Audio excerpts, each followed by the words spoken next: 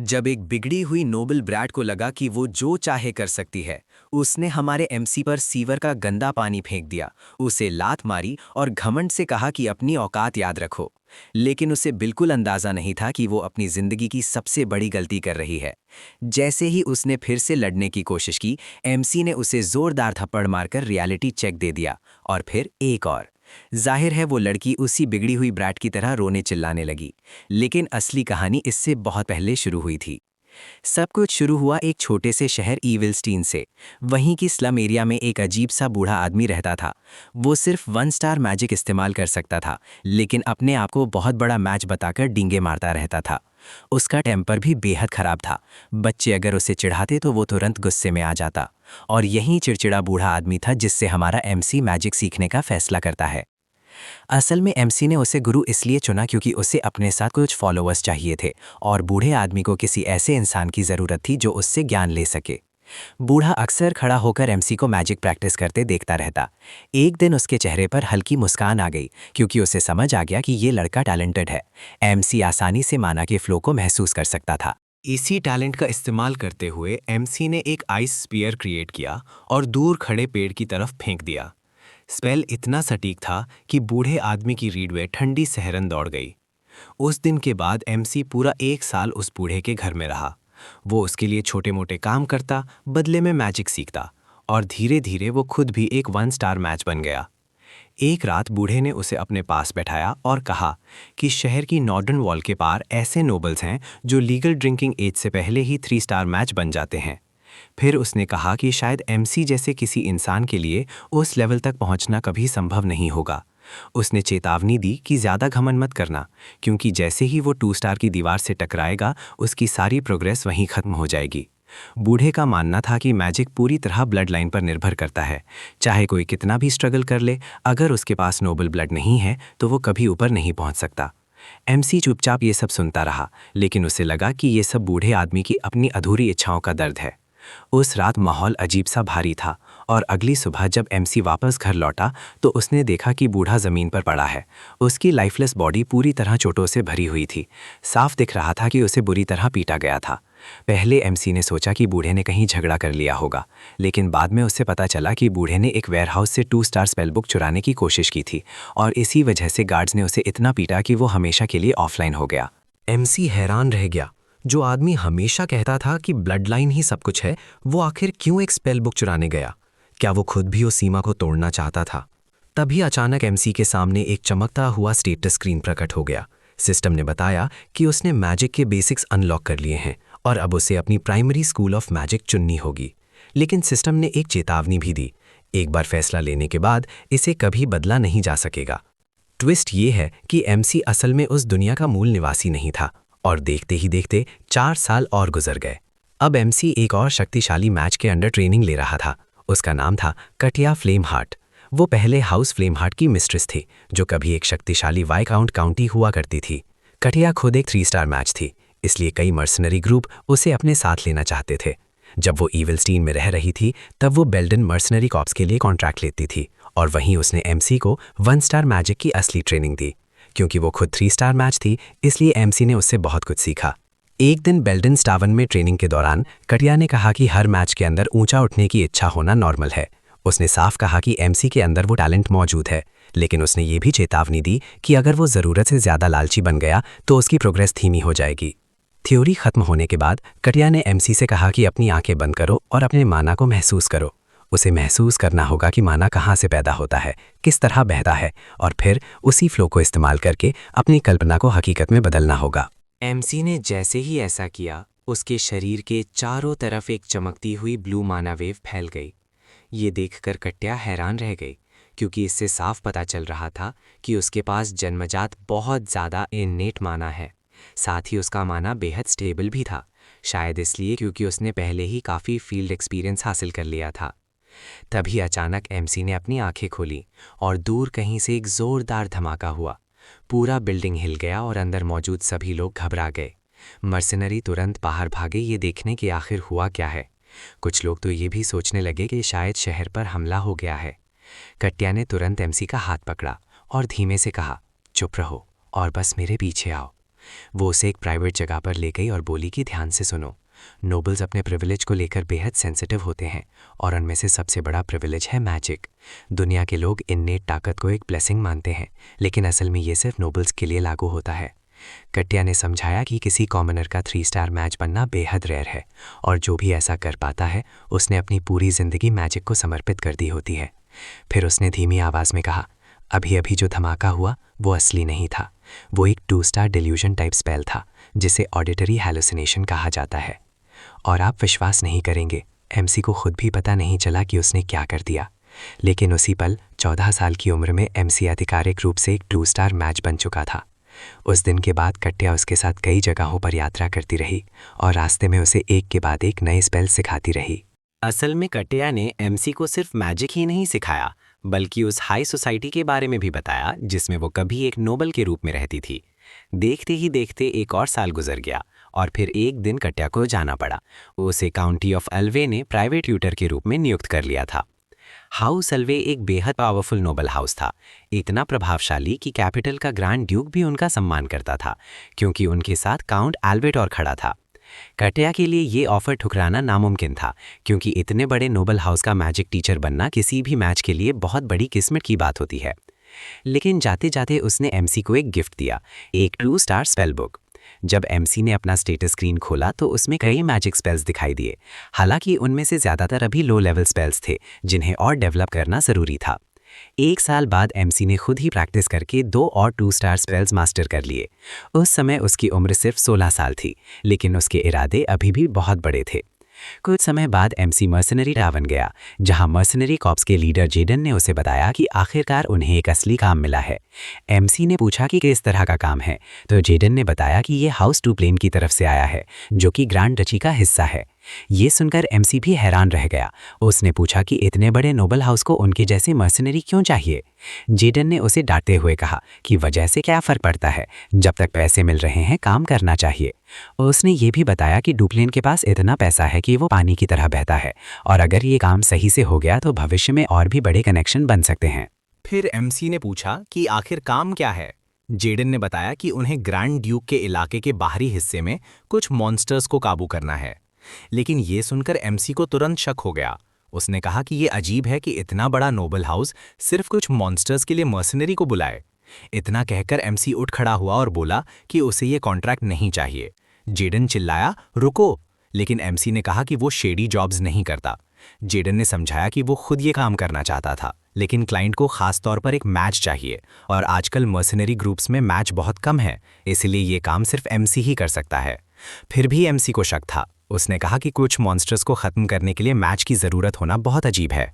तभी जेडन ने अचानक उसकी तरफ एक गोल्ड कॉइन फेंक दिया, एडवांस फीस के तौर पर, और बस उस एक गोल्ड कॉइन ने एमसी को दोबारा सोचने पर मजबूर कर दिया। कुछ ही देर बाद 3 लोग टैवन में आए। उनमें से एक ने अपना चेहरा हुड से ढका हुआ था। जेडन ने उन्हें एमसी से मिलवाया और बताया कि यही क्लाइंट है, लेकिन उनके साथ आया एक बूढ़ा आदमी तुरंत नाराज हो गया। उसने कहा, ये तो बच्चा है। वो जेडन से बोला कि उसने किसी काबिल इंसान की उम्मीद की थी, किसी बच्चे की नहीं। जेडन ने जवाब दिया कि एमसी असली टैलेंट है और वो सबसे बेहतरीन मैच है जिसे वो जानता है। बूढ़ा फिर भी मना कर रहा था, लेकिन तभी उस हुड पहनी महिला ने उसके कान में कुछ फुसफुसाया और आश्चर्य की बात, बूढ़ा तुरंत मान गया। इसके बाद वे सब प्लेन एरिया की तरफ निकल पड़े मॉन्स्टर्स का शिकार करने। वहां एमसी ने बड़ी आसानी से कई गॉब्लिन्स को खत्म कर दिया। उसकी एथलेटिक मूवमेंट और जबरदस्त मैजिक पावर देखकर गॉब्लिन्स मानो कचरा बनकर बिखर गए। जब लड़ाई खत्म हुई तो वो बूढ़ा डिस्पैच ऑफिसर भी उसकी तारीफ करने लगा कि उसने इतनी जल्दी इतने गॉब्लिन्स को फिनिश कर दिया। बाद में जब एमसी वापस टैवर्न लौटा तो उसकी साथी पेलिन उस पर चिल्लाने लगी। उसने कहा कि वो नोबल्स का लैपडॉग बन गया है। पेलिन ने याद दिलाया कि चाहे कुछ भी हो जाए, उन्हें उन घमंडी नोबल्स के सामने झुकना नहीं चाहिए। लेकिन जेडन ने शांत होकर कहा कि इस काम के पैसे बहुत अच्छे मिले हैं। जैसे ही पेलिन को पता चला कि एमसी को एक गोल्ड कॉइन मिला है, वो तुरंत चिल्लाने लगी कि उसे भी इस काम में शामिल किया जाए। वो मजाक में बोली कि अगर जरूरत पड़ी तो वो नोबल्स के पैरों में भी रेंग सकती है। ये सुनकर जेडन गुस्से से बोला, चुप हो जाओ, ये काम ऐसा नहीं है। थोड़ी देर बाद पेलिन इतनी शराब पी गई कि वहीं सो गई। तब जेडन ने एमसी से पूछा कि काम कैसा रहा। एमसी ने कहा कि कुछ खास नहीं, बस कुछ गॉब्लिन्स को खत्म किया और काम खत्म हो गया। जेडन ने कहा कि पहली नज़र में क्लाइंट अजीब लगे थे, लेकिन उनके पास पैसा ज़रूर है। एमसी ने भी माना कि उनके पास पैसा है, लेकिन उसे अभी भी शक था कि वे सच नहीं बोल रहे। उसने बताया कि उस नोबल डिस्पैच ऑफिसर ने कहा था कि उसे 3 चीज़ें चाहिए: युवा उम्र, स्टैमिना और सोशल स्किल्स। लेकिन एमसी के पास इनमें से एक भी चीज नहीं थी, और जो महिला खुद को किचन मेट बता रही थी, उसके हाथ बिल्कुल साफ थे, जैसे उसने कभी रफ काम किया ही ना हो। एमसी अपनी ऑब्जर्वेशन आगे बताने ही वाला था कि जेडन ने उसे रोक दिया। उसने कहा, हम मर्सिनरी हैं, क्लाइंट के निजी मामलों में दखल देने की जरूरत नहीं, काम लो, पूरा करो और पैसे लेकर निकल जाओ। एमसी ने सिर हिलाकर हामी भर दी, क्योंकि इस खतरनाक दुनिया में आखिरकार सबसे जरूरी चीज है जिंदा रहकर अपनी रोजी कमाना। अगले दिन एमसी ने फिर कुछ गॉब्लिन्स को खत्म किया। जेडन खुशी से झूम उठा और तुरंत पेमेंट मांगने लगा। उसे इस बार 2 गोल्ड कॉइन्स मिले और वो खुशी से लगभग पागल हो गया। लेकिन तभी वो डिस्पैच ऑफिसर फिर से एमसी के पास आया। उसने कहा कि उसे एमसी की स्किल्स बहुत पसंद आई हैं और वो उसे एक नया काम देना चाहता है। ये सुनकर जेडन और एमसी दोनों कंफ्यूज हो गए। तब बूढ़े ने सीधे मुद्दे पर आते हुए कहा, इस नए काम के लिए तुम्हें 15 गोल्ड कॉइन्स मिलेंगे।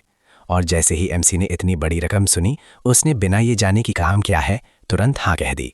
कुछ ही देर बाद वे सब हाउस डुप्लॉन की विशाल एस्टेट की ओर निकल पड़े।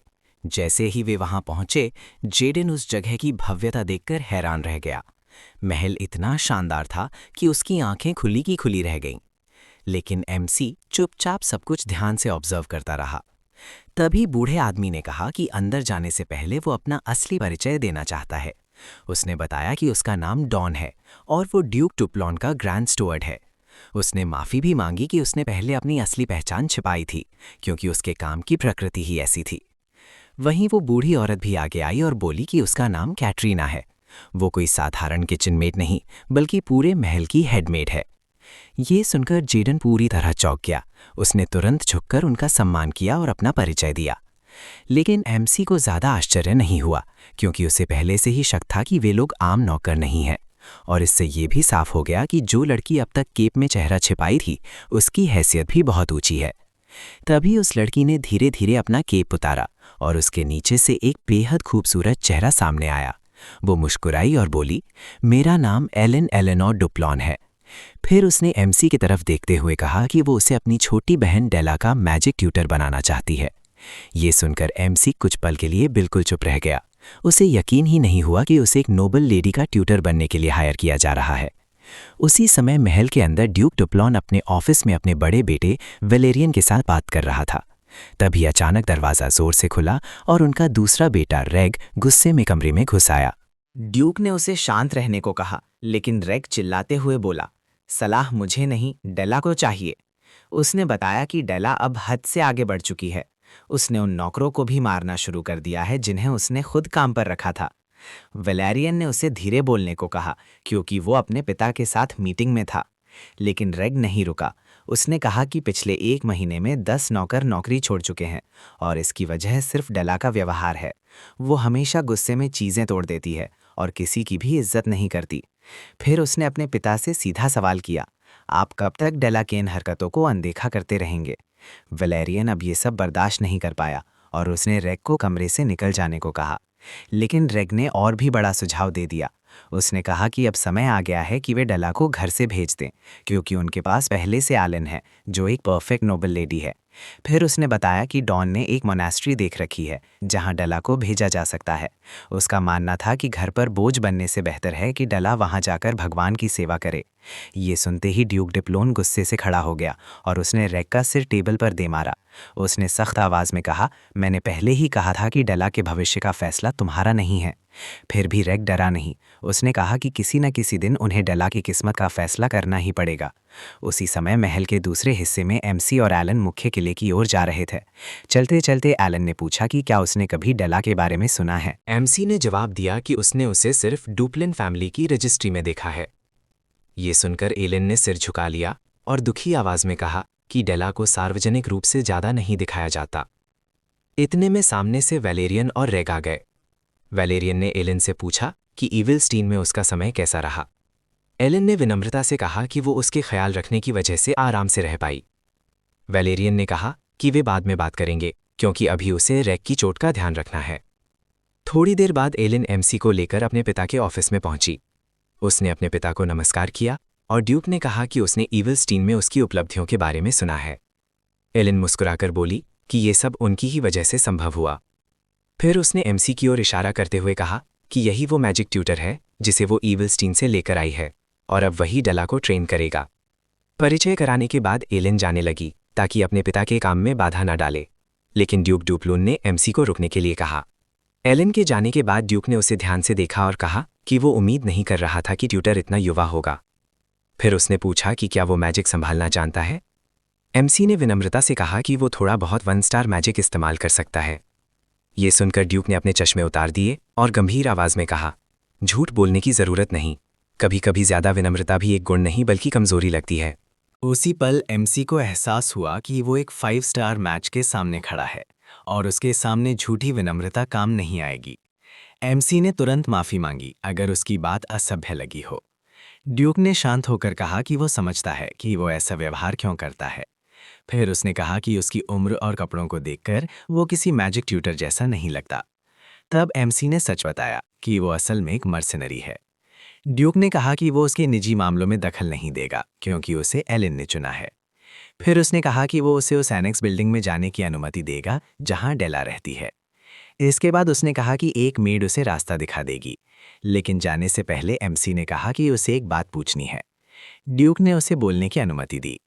एमसी ने कहा कि वो एक मर्सिनरी है और मर्सिनरी का नियम है कि अगर वो कोई काम लेता है तो उसे अंत तक पूरा करता है। उसने कहा कि उसे डेला को मैजिक सिखाने के लिए रखा गया है ताकि वो एक सही नोबल लेडी बन सके और हाई सोसाइटी में प्रवेश कर सके। फिर उसने कहा कि इस बारे में उसकी एक खास रिक्वेस्ट है। उधर उसी समय डेला अपने कमरे में पूरी तरह गुस्से में थी। वो अपनी बेचारी मेड पर तरह तरह की चीजें फेंक रही थी, जबकि वो लड़की बार बार माफी मांग रही थी। डेला चिल्लाई, अभी मेरे कमरे से निकल जाओ, और धमकी दी कि अगर वो फिर कभी उसके कमरे में दिखी तो वो उसका चेहरा भी बर्बाद कर देगी। दूसरी तरफ जेडन एलन से बात करते हुए दिखाई देता है। वो उससे पूछता है कि आखिर उसने डेरेक को ही क्यों चुना, क्योंकि उसे पूरा यकीन है कि पूरे कॉन्टिनेंट के टॉप मैजिक ट्यूटर दा के टीचर बनने के लिए आपस में कम्पीट कर रहे होते। इसके अलावा जेडन को लगता है कि डेरेक के लिए डेला को मेंटर करना आसान नहीं होगा, क्योंकि वो एक कॉमनर है जबकि डेला एक नोबल फैमिली से आती है। तभी एजिलन एक चौंकाने वाला सच बताती है। वो कहती है कि उसने पूरे कॉन्टिनेंट के हर तरह के मैजिक मास्टर्स को ट्राई किया था, लेकिन ट्विस्ट ये है कि आखिर में उन सब ने हार मान ली। इसलिए उसने फैसला किया कि अब वो ऐसे लोगों को चुनेगी जो मैजिक तो जानते हैं लेकिन जिनकी हालत बहुत ही डेस्परेट है। एजिलन जानती है कि डेरेक का बैकग्राउंड एक मर्सिनरी का है, लेकिन उसे भरोसा है कि वो नोबल्स के बिहेवियर और उनकी कल्चर को अच्छी तरह समझता है। जेडन तब एक और राज खोलता है। वो बताता है कि डेरेक का मास्टर एक फॉलन नोबल था जो पहले बहुत सक्सेसफुल हुआ करता था। जेडन का मानना है कि डेरेक ने उससे बहुत सारी चीजें सीखी होंगी। ये सुनकर एजिलन को आखिर समझ आता है कि एक मर्सिनरी होने के बावजूद डेरेक इतना रिफाइंड और काइंड क्यों है। एजिलन को भी लगता है कि अपने पास्ट एक्सपीरियंस की वजह से डेरेक शायद डेला को धीरे धीरे कंट्रोल में ला सके और उसे सही रास्ते पर लीड कर सके। लेकिन जेडन एलन को चेतावनी देता है। वो कहता है कि उसे लोगों को पढ़ने में और बेहतर होना होगा, क्योंकि डेरेक एक ऐसा मैच है जो सड़कों पर बड़ा हुआ है और उम्र पूरी होने से पहले ही मर्सिनरी का काम करने लगा था। जेडन सवाल करता है, क्या कोई ऐसा इंसान जो सड़कों पर पला हो सिर्फ रिफाइनमेंट और काइंडनेस के सहारे जिंदा रह सकता है? कुछ देर बाद डेरेक को डेला के कमरे तक ले जाया जाता है। वो दरवाज़ा खटखटाता है और अंदर जाकर अपना परिचय देने के लिए ग्रीट करता है। कमरे के दूसरी तरफ डेला बैठी होती है और वो उसे पास आने के लिए कहती है।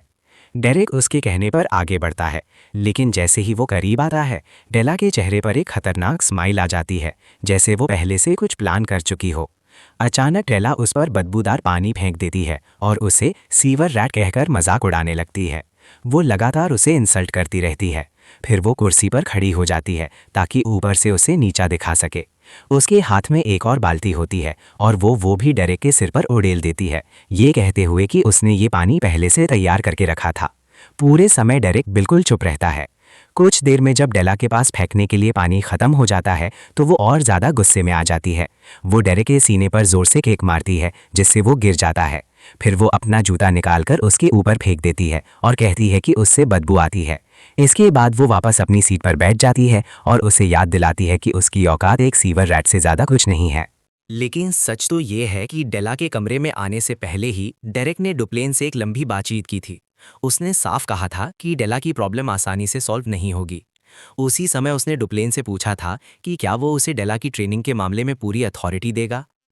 अब वापस कमरे में डेरेक धीरे धीरे खड़ा होता है और अचानक डेला के चेहरे पर एक जोरदार थप्पड़ जड़ देता है।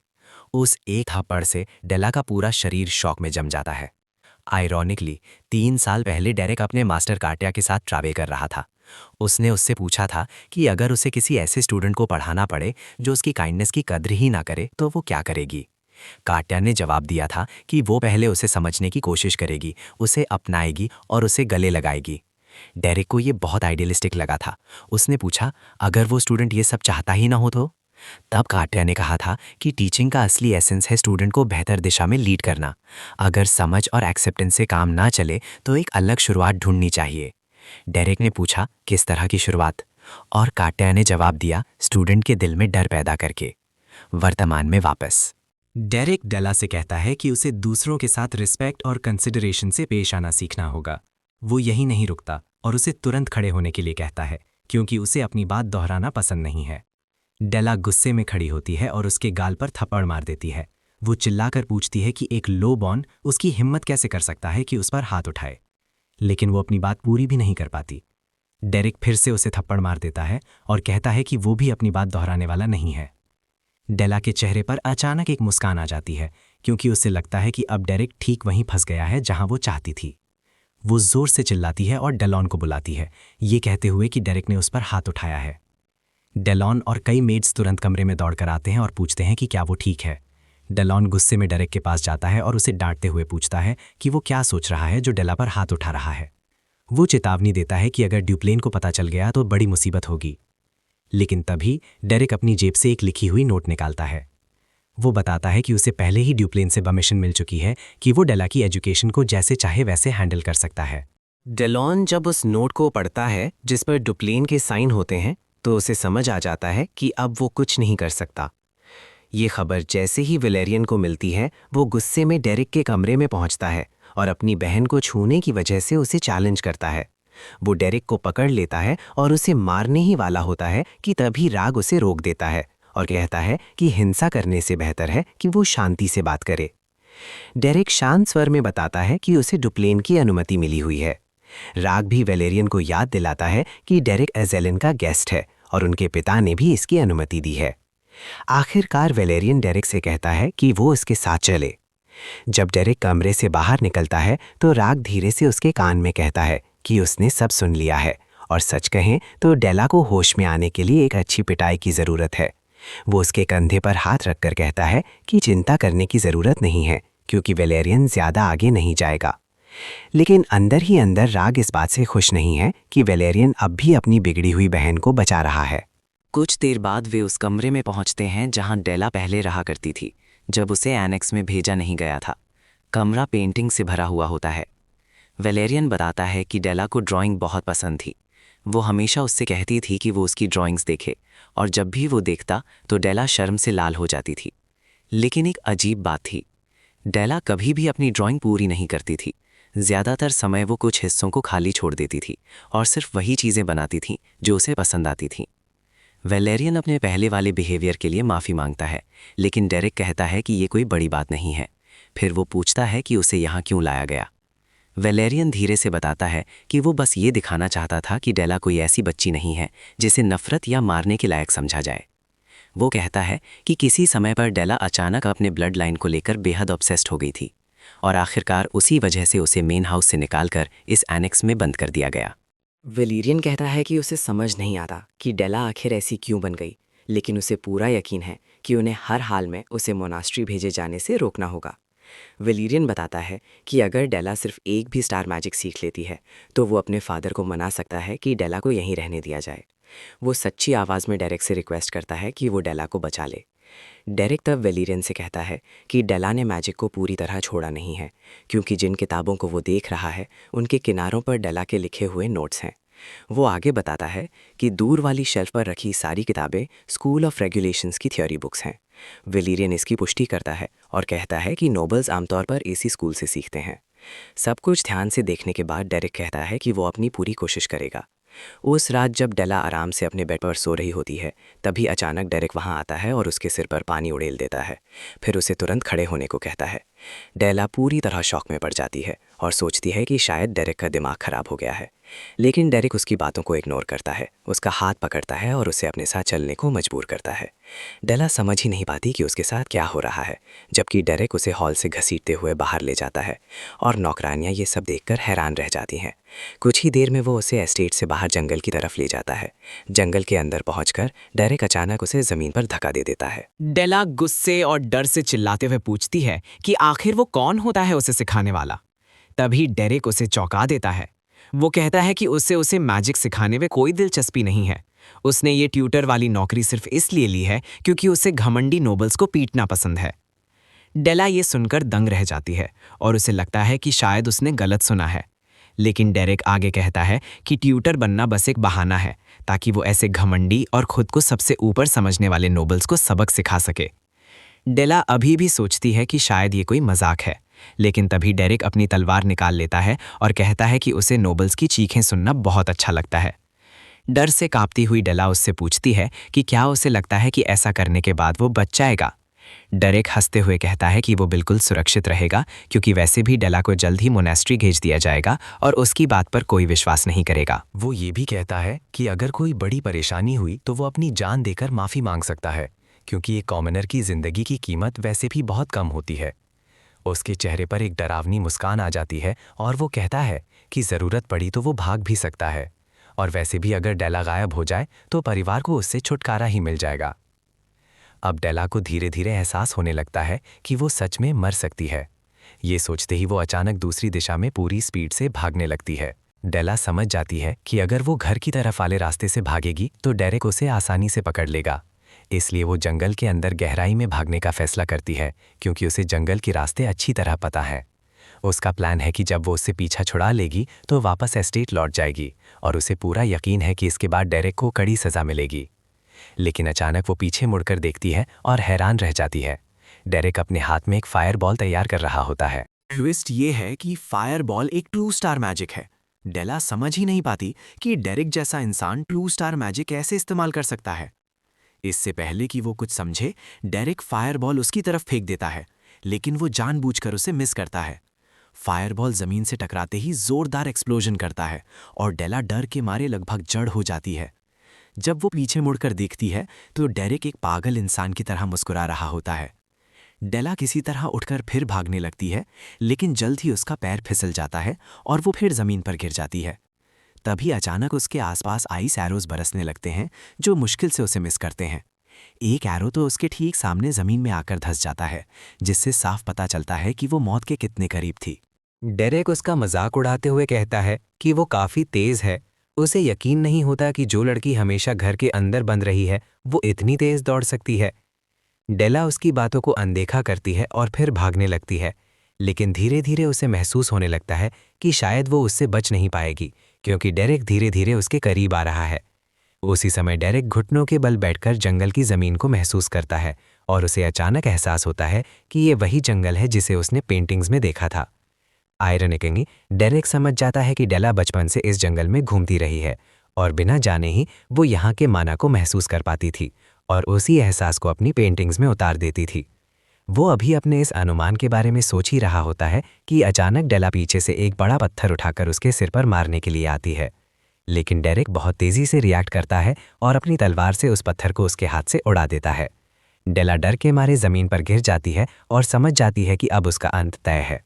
डेरेक कहता है कि उसे मानना पड़ेगा कि डेला की हिम्मत काबिले तारीफ है। वो जानती थी कि पीछा छुड़ाना मुश्किल है, फिर भी उसने भागने के बजाय पलटकर हमला करने का फैसला किया। ये फैसला लेना उसके लिए आसान नहीं रहा होगा। फिर वो ठंडी आवाज़ में कहता है कि अब उसके पास भागने की ताकत भी नहीं बची। अपनी तलवार तैयार करते हुए वो डरावनी आवाज़ में पूछता है, क्या उसके पास आखिरी शब्द हैं? डेला की आंखों में अभी भी गर्व चमक रहा होता है। वो कहती है कि वो माफ़ी मांगने वाली नहीं है, क्योंकि वो किसी के सामने झुकने वालों में से नहीं है। डेरेक उससे पूछता है कि आखिर वो अपने ब्लड लाइन को लेकर इतनी ऑब्सेस्ड क्यों है। डेला रोते हुए जवाब देती है कि अगर उसकी महान ब्लड लाइन उससे छिन गई तो उसके पास कुछ भी नहीं बचेगा। वो गुस्से में ज़मीन पर मुक्का मारती है और आंसुओं के साथ पूछती है क्या उसे लगता है कि उसने कभी मैजिक सीखने की कोशिश ही नहीं की। वो बताती है कि उसने जितनी भी कोशिश की मैजिक कभी काम ही नहीं करता। डेला कहती है कि अगर पेंटिंग और मैजिक दोनों उससे छिन जाएं तो उसके पास सिर्फ उसकी ब्लड लाइन ही बचती है, और अगर वो भी चली गई तो वो खुद को बिल्कुल बेकार समझेगी। ये सब सुनकर डेरिक गहरी सांस लेता है। फिर वो अपनी तलवार उठाता है और कहता है, उसने काफ़ी सुन लिया। वो डेला से कहता है कि अब सब खत्म होने वाला है और वो अपनी तलवार पूरी ताकत से उसकी तरफ घुमा देता है। लेकिन तभी कुछ ऐसा होता है जिस पर कोई यकीन नहीं कर सकता। डेला तो पहले ही सोच चुकी थी कि अब उसका सिर ज़मीन पर लुढ़कने वाला है, लेकिन जब वो धीरे धीरे अपनी आंखें खोलती है तो उसे एहसास होता है कि वो अभी भी जिंदा है। ट्विस्ट ये है कि जैसे ही डेरिक की तलवार डेला को छूने वाली होती है, अचानक उसके चारों तरफ एक आइस बैरियर बन जाता है। ये बर्फ की दीवार उसकी तलवार को रोक देती है और उसे छूने तक नहीं देती। डेला खुद भी हैरान रह जाती है क्योंकि उसे महसूस होता है कि इस आइस बैरियर को बनाने वाला माना उसी के शरीर से निकल रहा है। डेरिक ये देखकर अपनी तलवार वापस म्यान में रख देता है। फिर वो झुककर डेला को सलाम करता है और कहता है कि उसने बहुत अच्छा काम किया है। वो अपनी रूडनेस के लिए उससे माफ़ी भी मांगता है। डेला ये सब देखकर पूरी तरह शॉक में पड़ जाती है। तब डेरिक उसे समझाता है कि जो अभी हुआ है उसे शायद वो पूरी तरह मैजिक नहीं कह सकती। असल में ये सिर्फ माना का एक मैनिफेस्टेशन था। लेकिन सबसे महत्वपूर्ण बात यह है कि उसने ये कर दिखाया। डेला अपनी आंखों पर यकीन नहीं कर पाती और अचानक गुस्से व फ्रस्ट्रेशन में जोर से चिल्लाने लगती है। कुछ देर रोने के बाद जब वो शांत होती है तो डेरिक उसके घावों की देखभाल करने लगता है। उसी दौरान वो उसे बताता है कि वो स्कूल ऑफ द वाइल्ड से जुड़ी हुई है। डेला ये सुनकर कंफ्यूज हो जाती है कि इसका मतलब क्या है। डेरिक समझाता है कि ज्यादातर नोबल्स स्कूल ऑफ रेगुलेशन से मैजिक सीखते हैं, लेकिन असल में हर स्कूल ऑफ मैजिक का बेस एक जैसा होता है। फर्क सिर्फ इस बात में होता है कि उसे समझने और मास्टर करने का तरीका अलग होता है। वो कहता है कि डेला का टेम्परामेंट स्कूल ऑफ वाइल्ड का है, इसलिए जब वो रेगुलेशंस की थ्योरी से मैजिक सीखने की कोशिश कर रही थी तो वो अपने ही रास्ते में रुकावट पैदा कर रही थी। डेरिक इसे आसान उदाहरण से समझाता है। वो कहता है कि ये ऐसा नहीं था कि डेला ऐसे कपड़े पहन रही थी जो उस पर फिट नहीं होते, बल्कि ये ऐसा था जैसे वो ऐसे कपड़ों में घुसने की कोशिश कर रही थी जो उसके शरीर पर चढ़ ही नहीं सकते। डेला उससे पूछती है कि उसे कैसे पता चला कि वो स्कूल ऑफ वाइल्ड से है। डेरिक बताता है कि उसने उसकी बनाई हुई ड्राइंग्स देखी हैं। वो समझाता है कि डेला प्रकृति में बहते हुए माना को महसूस कर सकती है और उसी एहसास को अपने कैनवस पर उतार देती है। आमतौर पर जो मैजिक स्कूल ऑफ वाइल्ड के टेम्परामेंट के साथ जन्म लेते हैं वे बचपन से ही प्रकृति में मौजूद माना को महसूस करने लगते हैं। डेरिक जब उसकी टांगों पर पट्टी बांधना खत्म कर देता है तो कहता है कि अब वो चल सकती है। फिर वो बताता है कि भले ही उसने अभी माना को मैनिफेस्ट कर लिया हो, लेकिन उसे अभी बहुत लंबा रास्ता तय करना है। अगले दिन से वो उसे सिखाएगा कि माना को नेचुरली कैसे मैनिफेस्ट किया जाता है। हैरानी की बात यह होती है कि डेला सच में उसे धन्यवाद कहती है। डेरिक फिर सुझाव देता है कि अब उन्हें वापस एस्टेट लौट जाना चाहिए। वापसी के रास्ते में डेरिक उससे पूछता है कि क्या सनसेट वाली पेंटिंग उसी ने बनाई थी। वो कहता है कि वो पेंटिंग बहुत खूबसूरत थी। डेला बताती है कि वो उसकी मास्टरपीस है और डेरिक पहला इंसान है जिसे पता चला कि वो पेंटिंग पूरी हो चुकी है। अगली सुबह डेला जैसे ही जागती है सबसे पहले वो फिर से अपना माना मैनिफेस्ट करने की कोशिश करती है, लेकिन वो फेल हो जाती है। वो बेड से उठती है और जैसे ही दरवाज़ा खोलती है तभी उसकी टक्कर एक नौकरानी से हो जाती है जो पानी लेकर जा रही होती है। टक्कर लगते ही पानी डेला पर गिर जाता है। नौकरानी ये देखकर डर के मारे कांपने लगती है। उसे लगता है कि अब उसकी मौत तय है। वो तुरंत घुटनों पर गिर जाती है और डेला से माफ़ी मांगने लगती है क्योंकि उसने एक ऐसा अपराध कर दिया है जिसकी सज़ा मौत हो सकती है। लेकिन ट्विस्ट ये है कि डेला बस उसे कहती है कि आगे से ध्यान से चला करे। नौकरानी हैरान रह जाती है क्योंकि डेला ने उसे मारा भी नहीं और बिना कुछ किए वहाँ से चली भी जाती है। थोड़ी ही देर में बाकी नौकरानियां वहां आ जाती हैं और उससे पूछती हैं कि वो ठीक तो है। वो बताती है कि डेला ने उसे कुछ नहीं किया, बस सावधान रहने को कहा। ये सुनकर सब सोचने लगती हैं कि आखिर पिछली रात जंगल जाने के बाद डेला में ऐसा क्या बदल गया। उधर डेरिक अभी भी सो रहा होता है जब अचानक डेला उसके दरवाजे पर जोर जोर से दस्तक देने लगती है और उसे उठने को कहती है। ये शोर सुनकर डायलन वहां आता है और डेला को शांत रहने को कहता है क्योंकि उसे अपने मैनर्स का ध्यान रखना चाहिए। तभी डेरिक दरवाजा खोलता है और पूछता है कि उसे क्या चाहिए। डेला तुरंत कहती है कि उसे सिखाया जाए कि वो अपने मैनिफेस्ट किए हुए माना को कैसे कंट्रोल करे, क्योंकि उसने खुद कोशिश की लेकिन वो सफल नहीं हो पाई। ये सुनकर डायलन पूरी तरह शॉक में रह जाता है, क्योंकि इसका मतलब है कि डेला ने सच में माना मैनिफेस्ट कर लिया है। लेकिन डेरेक उसकी बात सुनकर बस दरवाजा बंद कर देता है और कहता है कि वो दोपहर में वापस आए। डेला ये सुनकर मानने वाली नहीं होती। वो लगातार दरवाजे पर दस्तक देती रहती है और उसे खोलने को कहती है, लेकिन डेरेक फिर से अपने मीठे सपनों की नींद में लौट जाता है। थोड़ी देर बाद रेग हॉल से गुजर रहा होता है, जब वो नौकरानियों को डेला में आए बदलावों के बारे में बात करते हुए सुनता है। वे ये भी कह रही होती हैं कि डेला ने मैजिक मैनिफेस्ट कर लिया है। कुछ ही समय में वेलेरियन ये खबर अपने फादर तक पहुंचा देता है। वो बताता है कि ये जानकारी उसे हेड बटलर से मिली है। ये सुनकर उनके फादर को राहत मिलती है, लेकिन रेग अभी भी सावधान रहने को कहता है। उसके अनुसार सिर्फ एक बार मैजिक मैनिफेस्ट कर लेना किसी नतीजे पर पहुंचने के लिए काफी नहीं है। वेलेरियन ये सुनकर गुस्सा हो जाता है। उसे लगता है कि रेग को डेला की तारीफ करनी चाहिए, लेकिन रेग याद दिलाता है कि डेला ने अब तक बहुत परेशानियां पैदा की हैं और एक छोटा सा रिजल्ट उनके पुराने फैसले को बदलने के लिए काफी नहीं है, यानी उसे अभी भी कॉन्वेंट भेजा जा सकता है। दोपहर में आखिरकार डेरेक डेला को पढ़ाने के लिए आता है, लेकिन वो देखता है कि डेला मुंह फुलाकर बैठी है। डेला तुरंत कहती है कि वो मुंह नहीं फुला रही, वो गुस्से में है। डेरेक हंसते हुए कहता है कि वो चाहे जितना भी अजीब बर्ताव कर ले, इससे कुछ नहीं बदलेगा। वो उसे लगातार चिढ़ाता रहता है, जब तक कि आखिरकार डेला जोर से कह देती है कि हाँ, वो सच में गुस्से में है। लेकिन जैसे ही वो डेरेक के चेहरे का एक्सप्रेशन देखती है, वो तुरंत खुद को संभाल लेती है। डेरेक बैठ जाता है और कहता है कि सिर्फ इसलिए कि उसने मैजिक मैनिफेस्ट किया है, इसका मतलब ये नहीं कि वो उसे इधर उधर इस्तेमाल कर सकती है, वरना ये उल्टा नुकसान कर सकता है। वो बताता है कि उसे ये बात इसलिए पता है क्योंकि वो खुद ये गलती कर चुका है। डेरेक कहता है कि जैसे सीखना ज़रूरी है, वैसे ही आराम करना भी ज़रूरी है, और अब जब उसने काफ़ी आराम कर लिया है तो पढ़ाई शुरू करने का समय आ गया है। डेला नाक सिकोड़कर उसे एक बोरिंग मैजिक टीचर कहती है। तब डेरेक गंभीर चेहरा बनाकर उससे पूछता है, क्या वो चाहती है कि वो उससे किसी अलग तरीके से सिखाए? डेला जैसे ही डेरेक को देखती है, उसके दिमाग में तुरंत जंगल वाली घटना फ्लैश हो जाती है।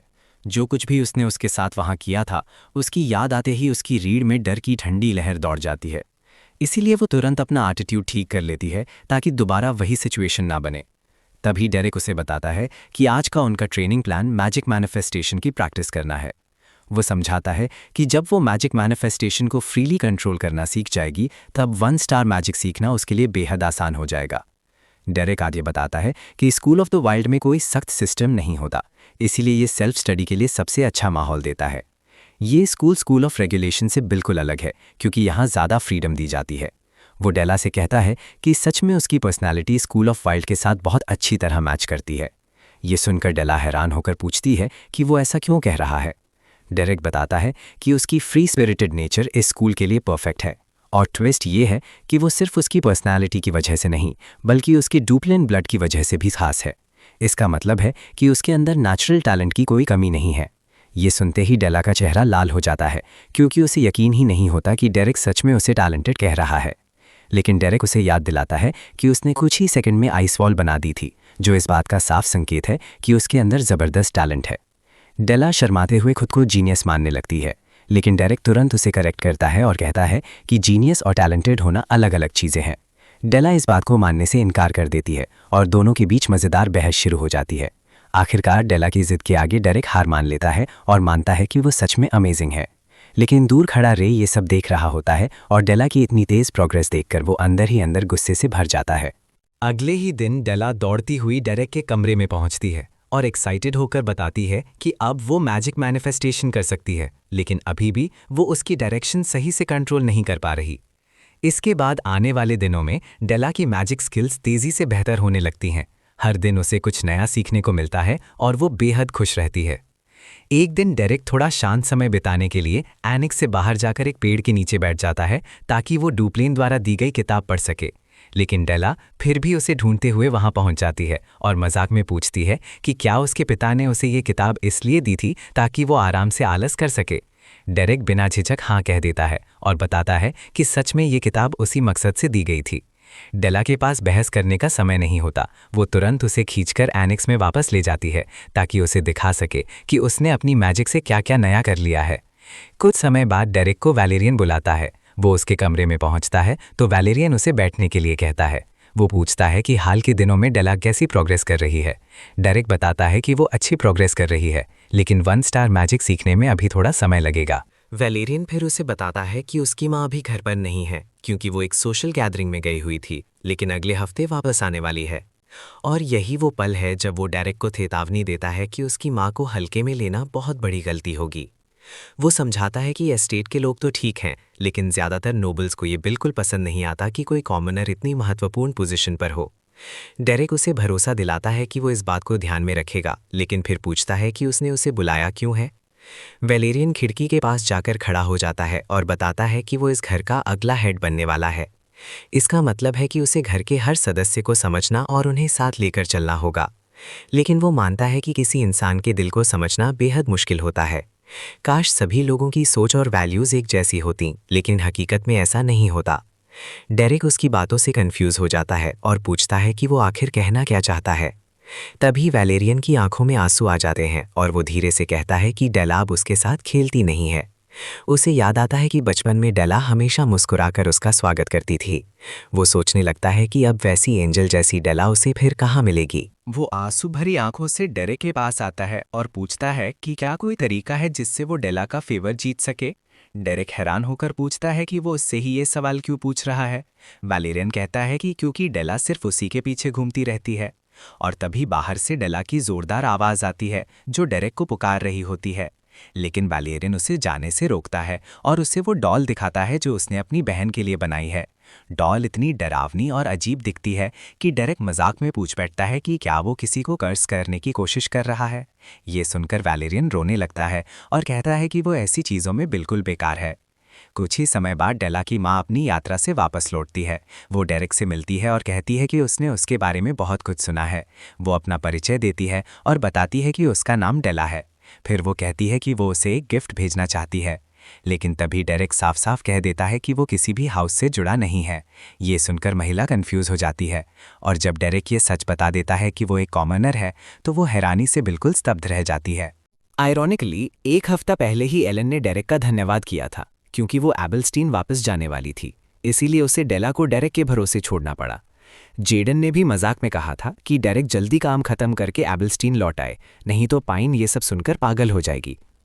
दोनों जब कैरेज में बैठकर जा रहे होते हैं तभी अचानक एलन को याद आता है कि उसने एक ज़रूरी बात बताना भूल गई है। जेडन पूछता है कि क्या बात है और वो बताती है कि उसकी माँ एक हफ्ते में वापस आने वाली है, लेकिन वो डेरेक को इसके बारे में बताना भूल गई।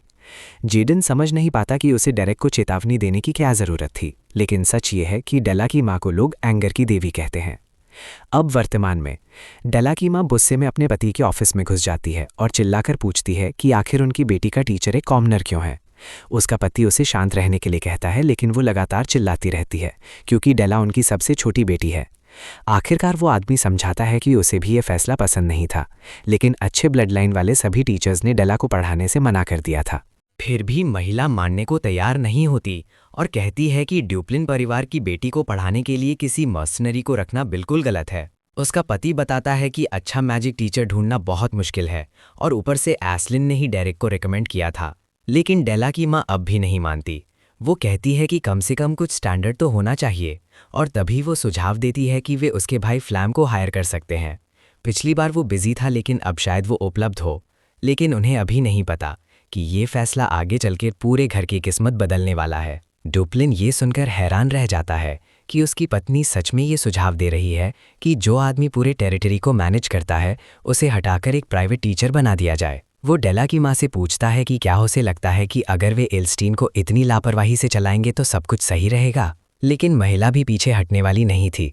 वो कहती है कि सिर्फ टेरिटरी ही नहीं बल्कि उनका सोशल सर्कल भी एक तरह का बैटलफील्ड है। समाज में भी इज्जत और पोजीशन के लिए लड़ाई होती है, इसीलिए एक टीचर का सोशल स्टेटस भी मायने रखता है। अगर डेला का टीचर डेरेक जैसा एक कॉमनर हुआ, तब जब डेला पहली बार सोसाइटी में इंट्रोड्यूस होगी तब लोग उसका मजाक उड़ाएंगे। माहौल इतना गर्म हो जाता है कि वैलेरियन को बीच में आना पड़ता है।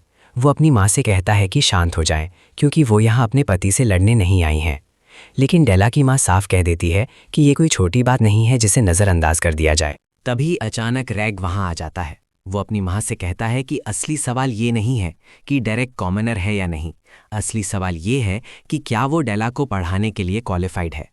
रैग मानता है कि किसी कॉमनर का किसी नोबल का मैजिक टीचर बनना नॉर्मल बात नहीं है, लेकिन अगर उसके पास सही क्वालिटी है तो ये समस्या नहीं होनी चाहिए। वो प्रस्ताव रखता है कि डेरेक की काबिलियत को स्पार के जरिए टेस्ट किया जाए। लेकिन तभी उसके पिता उसे रोक देते हैं और कहते हैं कि डेरेक सच में एक असली मैच है, इसमें कोई शक नहीं। फिर भी रैग रुकता नहीं। वो कहता है कि वो खुद डेला से स्पार करना चाहता है ताकि देख सके कि डेरेक की ट्रेनिंग का कोई असर हुआ है या नहीं। अगर डेरेक सच में अच्छा टीचर है तो अब तक डेला में कुछ ना कुछ सुधार जरूर दिखना चाहिए। डुप्लेन के पास इसका कोई जवाब नहीं होता और रैग वहां से ये तय करके निकल जाता है कि वो अपनी बहन के साथ मैजिक स्पार जरूर करेगा। वैलेरियन तुरंत उसके पीछे दौड़ता है और पूछता है कि वो अपनी ही बहन के साथ मैजिक स्पार करके क्या साबित करना चाहता है। रैग उससे पूछता है कि क्या उसे सच में लगता है कि डेला बदल गई है। वो उसे याद दिलाता है कि डेला ने पहले क्या क्या किया था, लेकिन वैलेरियन फिर भी कहता है कि चाहे कुछ भी हो, डेला उनकी बहन है, वो उनके खून का हिस्सा है और उनका फ़र्ज़ है कि वे उसे अपने करीब रखें और उसकी रक्षा करें। लेकिन ये सुनकर रैग का गुस्सा और भड़क जाता है। वो कहता है कि डेला बैड ब्लड है क्योंकि वो उनके पूरे हाउस को नीचे गिराने की कोशिश कर रही है। अगर वो इसी हालत में सोसाइटी में डेब्यू करेगी तो ये उनके परिवार के अंत की शुरुआत होगी। वैलेरियन ये सुनकर हैरान रह जाता है कि उसका भाई अपनी ही बहन के बारे में ऐसा सोचता है, लेकिन रैग जाते जाते कह देता है कि लाइन सबसे पहले डेला ने ही क्रॉस की थी, इसीलिए उसे एनेक्स में एक्साइल रहना ही पड़ेगा। अगली सुबह डेला सबसे पहले डेरेक के कमरे में पहुंचती है। उसके हाथ में स्पार की नोटिफिकेशन होती है।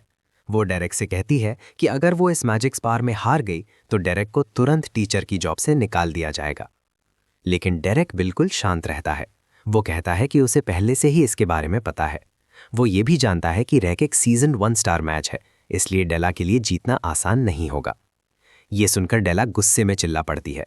वो पूछती है कि क्या बस यही कहना है, जबकि उसकी हार का मतलब है कि डेरेक को नौकरी से निकाल दिया जाएगा।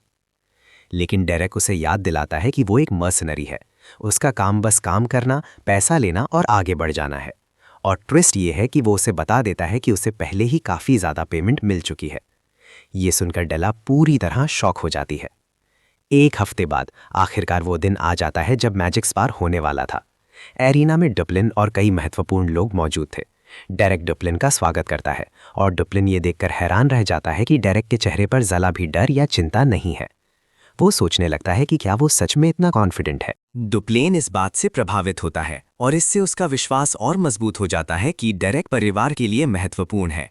दूसरी तरफ रैग अरीना में कदम रखता है, लेकिन उसके दिमाग में सिर्फ एक ही लक्ष्य था, अपनी बहन को पूरी तरह तोड़ देना। वो चाहता था कि डेला अपने अतीत के लिए इतनी बुरी तरह पछताए कि उसे अपनी हड्डियों तक में दर्द महसूस हो। आयरॉनिकली, एक हफ्ता पहले जब डेरेक ने खुद को मर्सनरी बताया था, तब डेला ने उससे पूछा था कि क्या उसे सच में फर्क नहीं पड़ता कि उसके साथ क्या होगा जब तक उसे पैसा मिल रहा है। तब डेरेक ने उसे याद दिलाया था कि उसकी मैजिक पहले से ही काफ़ी तेज़ी से बढ़ रही है। भले ही वो तुरंत 1 स्टार मैजिक यूज़ ना कर सके, लेकिन उसे वहां तक पहुंचने में ज़्यादा समय नहीं लगेगा और इसकी सबसे बड़ी वजह है कि उसके अंदर डुप्लेन ब्लड है। डेला समझ नहीं पाती कि वो अचानक ये सब क्यों कह रहा है। डेरेक उसे याद दिलाता है कि स्कूल ऑफ वाइज का असली मकसद यही है, लोगों को खुद सीखने के लिए मजबूत बनाना। डेला गुस्से में उसे डांट देती है और कहती है कि ऐसे महत्वपूर्ण समय में वो बेकार की बातें क्यों कर रहा है। लेकिन कुछ देर बाद वो शांत हो जाती है और ईमानदारी से कहती है कि भले ही वो सबसे अच्छी स्टूडेंट नहीं है, फिर भी वो मैजिक सीखना चाहती है। और सबसे बड़ी बात, वो किसी और टीचर से नहीं, सिर्फ डेरेक से सीखना चाहती है। डेरेक उसे बताता है कि उसे नोबल्स के मैजिक स्पार के नियमों के बारे में ज़्यादा जानकारी नहीं है, क्योंकि उसने कभी ऐसा स्पार नहीं देखा। लेकिन वो उसे एक चीज़ ज़रूर सिखा सकता है, लड़ाई जीतना। वो उससे पूछता है क्या वो सच में जीतने के लिए तैयार है। ये सवाल सुनते ही डेला के दिमाग में कई डरावने सीन घूमने लगते हैं। अगर वो हार गई तो लोग उसके बारे में कितनी बुरी बातें कहेंगे, लेकिन उसी पल उसके अंदर ज़बरदस्त डिटर्मिनेशन जाग जाता है। वो डेरेक से कहती है उसे हर हाल में जीतना है। अब वर्तमान में डेला एरिना में पहुंचती है। वो वहां अपने भाई की छोटी बहन बनकर नहीं आई थी और ना ही डुप्लेन हाउस की सबसे छोटी बेटी बनकर। वो वहां आई थी डेरेक की स्टूडेंट और एक मैच बनकर। जब दोनों स्टेज पर खड़े हो जाते हैं तो अनाउंस किया जाता है कि ये स्पार ईवलस्टीन के हाई रैंकिंग मेजेस के नियमों के अनुसार होगा। जो भी पहले जनरल पेलम का प्रोटेक्टिव मैजिक सर्कल एक्टिवेट कर देगा वही हार जाएगा। ये एक खास एक्सेसरी होती है जो पहनने वाले को गंभीर डैमेज होने से ठीक पहले एक्टिवेट हो जाती है और सामने वाले के स्पेल को नलिफाई कर देती है। डेरेक ये देखकर समझ जाता है कि नोबल्स की लड़ाई भी कितनी अलग होती है। वे महंगी एक्सेसरीज का इस्तेमाल करके लड़ते हैं। वो मन ही मन सोचता है कि अमीर होना कितना फ़ायदेमंद है, क्योंकि वे अपने पैसे को जैसे चाहें वैसे इस्तेमाल कर सकते हैं। स्पार की कुल अवधि 10 मिनट तय की गई थी और डेरिक तुरंत समझ जाता है कि रेक की रणनीति साफ है। वो इस लड़ाई को समय खत्म होने से पहले ही खत्म करना चाहता है। जैसा कि पहले से प्रिडिक्ट किया गया था, रेक तुरंत अपना स्पेल चैंट करना शुरू कर देता है। उसका इरादा साफ था, वो डेला को हराकर फिर से एनेक्स में वापस भेजना चाहता था। जैसे ही उसने अपना मैजिक अटैक डेला की तरफ फेंका, डेला तुरंत साइड में मूव करके उसे डॉज कर लेती है और अपनी पोजीशन बदल देती है। ये देखकर रेक का टेम्पर और भी ज़्यादा ट्रिगर हो जाता है। वो लगातार एक के बाद एक अटैक लॉन्च करता है, लेकिन डेला हर बार मूव करते हुए अपनी पोजीशन बदलती रहती है। डेरिक दूर से ये सब देख रहा था और उसे साफ दिखाई दे रहा था कि डेला मैजिक को काफ़ी आसानी से हैंडल कर रही है। लेकिन जब बात क्लोज कॉम्बैट की आती है तो डेला अभी भी एक कंप्लीट बिगिनर थी। तभी रेक का एक अटैक लगभग उसे हिट करने वाला था, लेकिन डेला तुरंत एक आइस बैरियर बना देती है और अटैक को ब्लॉक कर लेती है। रेक ये देखकर शॉक्ड हो जाता है, क्योंकि डेला स्टार रैंक मैजिक यूज़ नहीं कर रही थी, फिर भी वो मैजिक पावर को मैनिफेस्ट कर पा रही थी। लेकिन उसके दिमाग में अभी भी यही चल रहा था कि डेला उसके खिलाफ डिफेंड नहीं कर पाएगी। वो सोचता है कि ये आइस बैरियर सिर्फ एक सस्ता ट्रिक है और वो इसे आसानी से तोड़ देगा। इसी सोच के साथ रेग एक और ज़्यादा पावरफुल अटैक रिलीज करता है। उसी पल डेला को डेरिक की ट्रेनिंग याद आती है। डेरिक ने उसे बताया था कि मर्सनरी और नोबल्स की फाइटिंग स्टाइल बिल्कुल अलग होती है। नोबल्स आमतौर पर नियमों के अंदर रहकर फाइट करते हैं, लेकिन मर्सनरी का सिर्फ एक गोल होता है, विक्ट्री।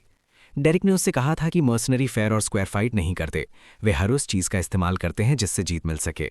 उन्होंने ये भी बताया था कि अगर वो इस तरह जीतेगी तो लोग उसकी आलोचना भी कर सकते हैं, लेकिन इसका मतलब ये नहीं कि वो जीतने का रास्ता नहीं बना सकती। जब डेरिक ने उससे पूछा कि क्या वो इस तरह जीतने के लिए तैयार है, तो डेला ने बिना हिचक के हाँ कह दिया था। अब एरिना में वापस रेक का अटैक इतना पावरफुल था कि डेला को अपना आइस बैरियर छोड़कर भागना पड़ा, वरना वो सीधे अटैक में फंस जाती। वो लगातार रन करती रहती है, जबकि रेक दूर से लॉन्ग रेंज अटैक्स बरसाता रहता है। डेरिक की आवाज़ उसके दिमाग में गूंजती है, मर्सनरी बैटलफील्ड को कंट्रोल करते हैं।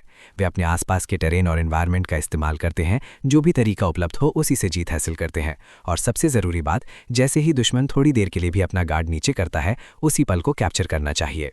इसी दौरान एक और अटैक डेला की तरफ गिरता है और वो तुरंत अपना आइस बैरियर उठाकर उसे ब्लॉक कर लेती है। लेकिन उसे पता नहीं था कि एक और अटैक उसके पीछे से भी आ रहा है। जब तक उसे इसका एहसास होता है, तब तक बहुत देर हो चुकी थी। रेक को यकीन हो जाता है कि अब फाइट खत्म हो चुकी है। अटैक जोरदार धमाके के साथ लैंड करता है और धूल का बड़ा बादल उस जगह को ढक लेता है जहां डेला खड़ी थी। ये देखकर उसकी माँ घबरा जाती है। उसे लगता है कि उसकी बेटी अब खत्म हो गई है। वो तुरंत चिल्लाकर डायलन से मैच रोकने को कहती है, लेकिन उसका पति उसे बैठने को कहता है, क्योंकि डुअल अभी खत्म नहीं हुआ था। महिला इस बात पर यकीन नहीं करती, क्योंकि उसने साफ देखा था कि रेक का अटैक डेला को लगा है। लेकिन डुप्लेन शांत होकर कहता है कि वो गलत है, क्योंकि पेलम का मैजिक सर्कल एक्टिवेट ही नहीं हुआ। इसका मतलब डेला अभी भी आउट नहीं हुई। डुप्लिन ये भी नोटिस करता है कि जब ये सब हुआ, तब डेरिक ने एक बार भी पलक नहीं झपकाई। इससे उसे समझ आ जाता है कि डेरिक पहले से जानता था कि डेला कितनी ग्रो कर चुकी है। दूसरी तरफ रेक खुद भी कंफ्यूज हो जाता है, क्योंकि मैजिक सर्कल एक्टिवेट नहीं हुआ था, जबकि उसका अटैक निश्चित रूप से उसे हिट करना चाहिए था। अचानक उसे जमीन में एक क्रैक दिखाई देता है। इससे पहले कि वो कुछ समझ पाता, जमीन के नीचे से आइस स्पीयर्स निकलकर उस पर हमला कर देते हैं। वो मुश्किल से डॉज करता है। तभी उसे एहसास होता है कि डेला प्लेटफॉर्म के नीचे से उस पर अटैक कर रही है। नियमों के हिसाब से प्लेटफॉर्म छोड़ना हार माना जाता, इसलिए रेक डायलन की तरफ देखता है कि वो मैच रोक दे, लेकिन डायलन ऐसा नहीं करता। तभी रेक को समझ आता है कि प्लेटफॉर्म के नीचे का हिस्सा भी अरीना का ही हिस्सा माना गया है, इसलिए डेला ने कोई नियम नहीं तोड़ा। रेक को गुस्सा तो आता है, लेकिन वो ये भी समझ जाता है कि किसी ने कभी सोचा भी नहीं था कि नोबल्स के बीच होने वाली मैजिक स्पारिंग में कोई इतना अनोखा ट्रिक इस्तेमाल करेगा। तभी नीचे से एक और अटैक आता है जो लगभग उसे गिरा ही देता, लेकिन वो फिर डॉज कर लेता है। अब लगातार अटैक्स आते रहते हैं और रेक पूरी तरह फ्रस्ट्रेट हो जाता है, क्योंकि उसे दिखाई ही नहीं दे रहा था कि डेला कहाँ है। डेला के पास अब एडवांटेज था, वो नीचे से लगातार अटैक करती रह सकती थी जब तक कि एक हिट लैंड ना हो जाए। तभी रेक को एहसास होता है कि डेला अब नोबल्स के एटिकेट के हिसाब से नहीं लड़ रहे। जब उसकी नज़र आखिरकार डेला की आंखों से मिलती है, तो उसे एक खतरनाक चीज़ दिखाई देती है। उसकी आंखों में वही शांत एक्सप्रेशन था जो कभी डेरिक के चेहरे पर था जब वेलेरियन ने उसे पहली बार चैलेंज किया था। उस पल रेक समझ जाता है कि ये पूरी स्ट्रैटेजी सिर्फ डेला की नहीं हो सकती, इसके पीछे डेरिक ज़रूर है। अब जब खेल ऐसा है तो रेक भी फैसला करता है कि वो पीछे नहीं हटेगा। वो अपना कोट उतार देता है और अपनी पूरी ताकत के साथ लड़ने के लिए तैयार हो जाता है। ऊपर बैठी डेला की माँ ये देखकर और भी शॉक्ड हो जाती है कि उसकी बेटी इतनी गंदी जगह प्लेटफॉर्म के नीचे से लड़ रही है। वो फिर से चिल्लाकर अपने पति से मैच रोकने को कहती है, लेकिन वो मना कर देता है क्योंकि अभी तक कोई नियम नहीं टूटा था। प्लेटफॉर्म के नीचे से डेला को मना का फ्लो साफ दिखाई दे रहा था। वो इसी एडवांटेज का इस्तेमाल करके रैक पर अटैक करती रहती है। रैक को बार बार कूदना पड़ता था और वो अपने इनकांटेशन सही से यूज नहीं कर पा रहा था। लेकिन तभी उसे प्लेटफॉर्म के बीच में खड़ा पोल दिखाई देता है। वो तुरंत उस पर छलांग लगा देता है। उसी समय डेला नोटिस करती है कि अब उसे मना का फ्लो महसूस नहीं हो रहा। वो तुरंत समझ जाती है कि उसका भाई कुछ नया प्लान कर रहा है। लेकिन उसे पूरा कॉन्फिडेंस था, जैसे ही रेग अगली बार इनकांटेशन यूज करेगा वो उसे जरूर पकड़ लेगी। दूसरी तरफ रेग भी समझ चुका था कि इस पोजीशन से डेला उसके मना को सेंस नहीं कर सकती, लेकिन यहाँ से वो खुद भी स्पेल कास्ट नहीं कर सकता था। इसलिए उसके पास सिर्फ एक रास्ता बचा, पूरा प्लेटफॉर्म ही तोड़ देना। वो बिना इनकांटेशन के एक लॉन्ग रेंज अटैक फायर करता है और पोल को बेस से काट देता है। पोल टूटकर प्लेटफॉर्म पर गिरता है और उसी फोर्स से प्लेटफॉर्म का एक हिस्सा टूट जाता है। इसके साथ ही रेग खुद भी नीचे गिर जाता है ताकि अपनी बहन के साथ बराबरी की फाइट कर सके। धूल के बीच दौड़ती हुई डेला उसे दिखाई देती है और वो तुरंत उस पर एक आइस एरो फायर करता है। डेला उसे ब्लॉक कर देती है, लेकिन अब उसके अटैक्स और भी ज़्यादा इंटेंस हो जाते हैं।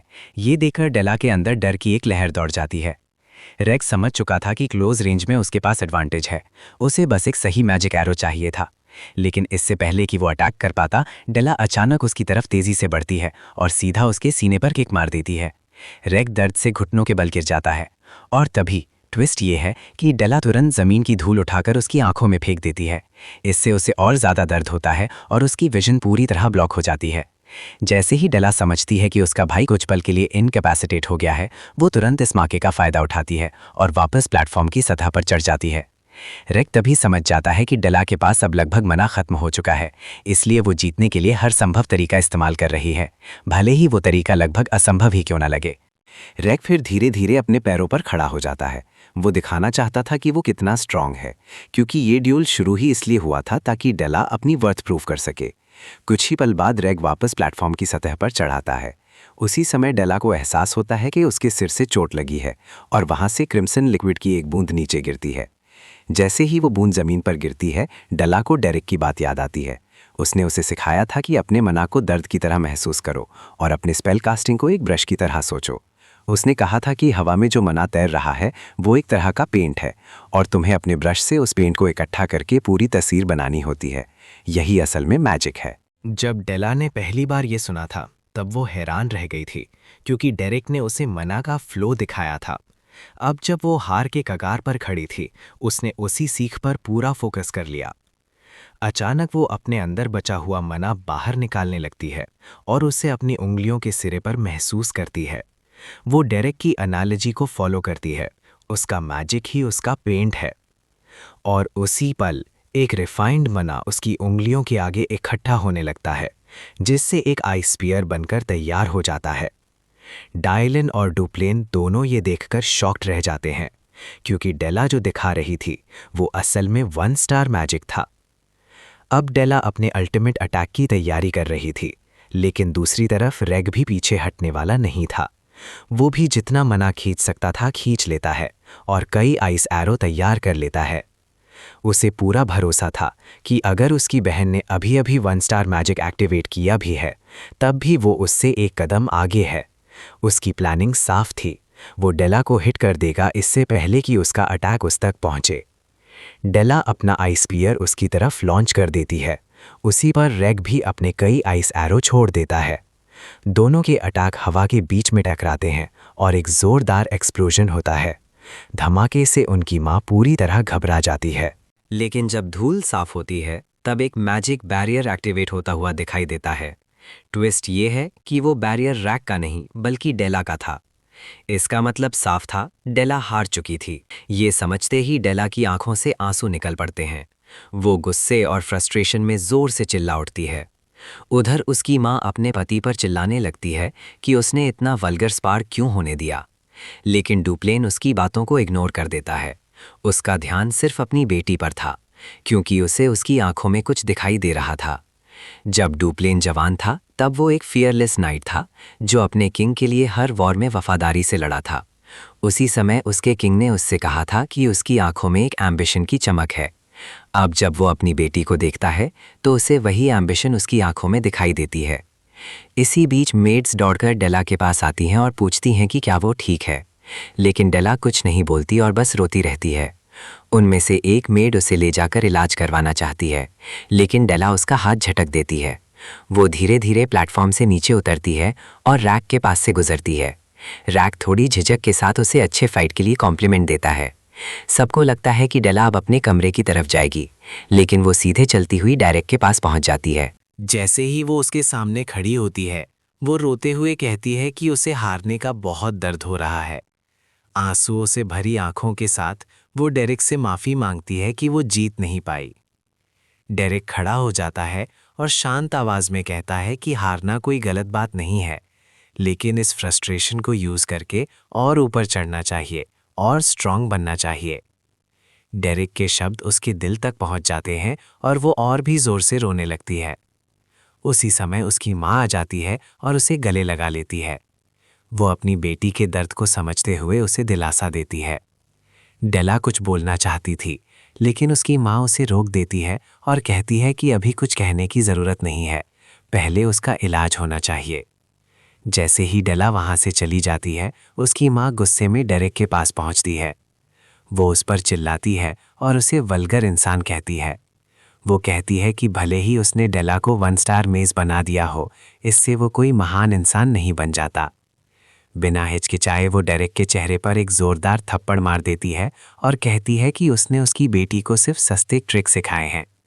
वो उसकी शर्ट पकड़ लेती है और चिल्लाकर कहती है कि उसने ग्रैंड ड्यूक की बेटी को गंदी जगहों पर लड़ना सिखाया। फिर वो उसे दोबारा थप्पड़ मार देती है और लगातार अपमानजनक बातें बोलती रहती है। तभी अचानक डुप्लीन वहां आ जाता है। डेला की माँ उम्मीद करती है कि उसका पति उसका साथ देगा, लेकिन अगली ही सेकंड डुप्लीन खुद उसके चेहरे पर एक जोरदार थप्पड़ मार देता है। वो कहता है कि वल्गर बर्ताव डेरेक ने नहीं बल्कि उसने किया है। महिला पूरी तरह शॉक्ड रह जाती है कि उसके पति ने एक आम इंसान के लिए उसे थप्पड़ मार दिया।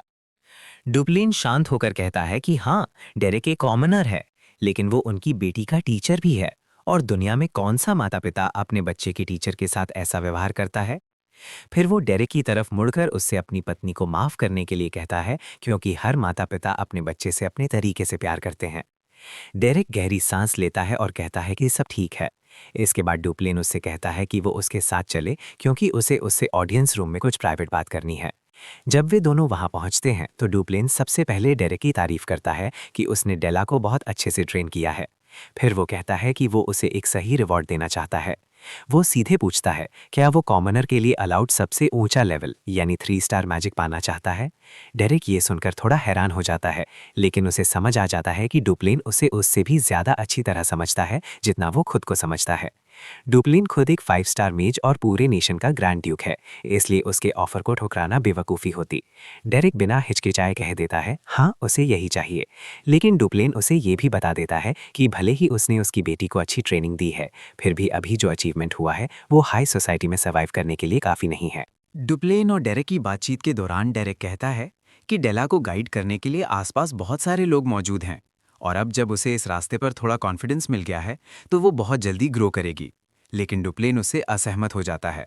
उसका कहना है कि उसकी बेटी को सिर्फ कोई इंस्ट्रक्टर नहीं चाहिए, बल्कि एक असली टीचर चाहिए जो उसे सही डायरेक्शन दे सके। डुप्लेन फिर डेरेक की तरफ गहराई से देखते हुए कहता है कि उसे महसूस हो रहा है कि डेरेक के अंदर एक ऐसी एम्बिशन छुपी हुई है जो इतनी बड़ी है कि वो खुद भी उसे खुलकर सपना देखने की इजाज़त नहीं देता। लेकिन ट्विस्ट ये है कि इसके बावजूद डुप्लेन उसे रोकना नहीं चाहता। वो साफ कह देता है कि वो इस बात नज़रअंदाज करने को तैयार है, सिर्फ इसलिए क्योंकि सामने डेरेक खड़ा है। ये सुनकर डेरेक खुद भी थोड़ा हैरान हो जाता है, क्योंकि उसे उम्मीद थी कि डुप्लेन उसे आगे बढ़ने से रोकेगा, खासकर अगर वो 4 स्टार जैसे और भी ऊंचे रेलम तक पहुंचने की कोशिश करे। तभी डेरेक को एहसास होता है कि यही चीज़ डुप्लेन को और भी ज़्यादा खतरनाक बनाती है। डुप्लेन आगे कहता है कि वो जानता है कि डेरेक ज़्यादा समय तक इस स्टेट में नहीं रुकेगा, क्योंकि उसकी एम्बिशन उसे आगे बढ़ने के लिए मजबूर करेगी।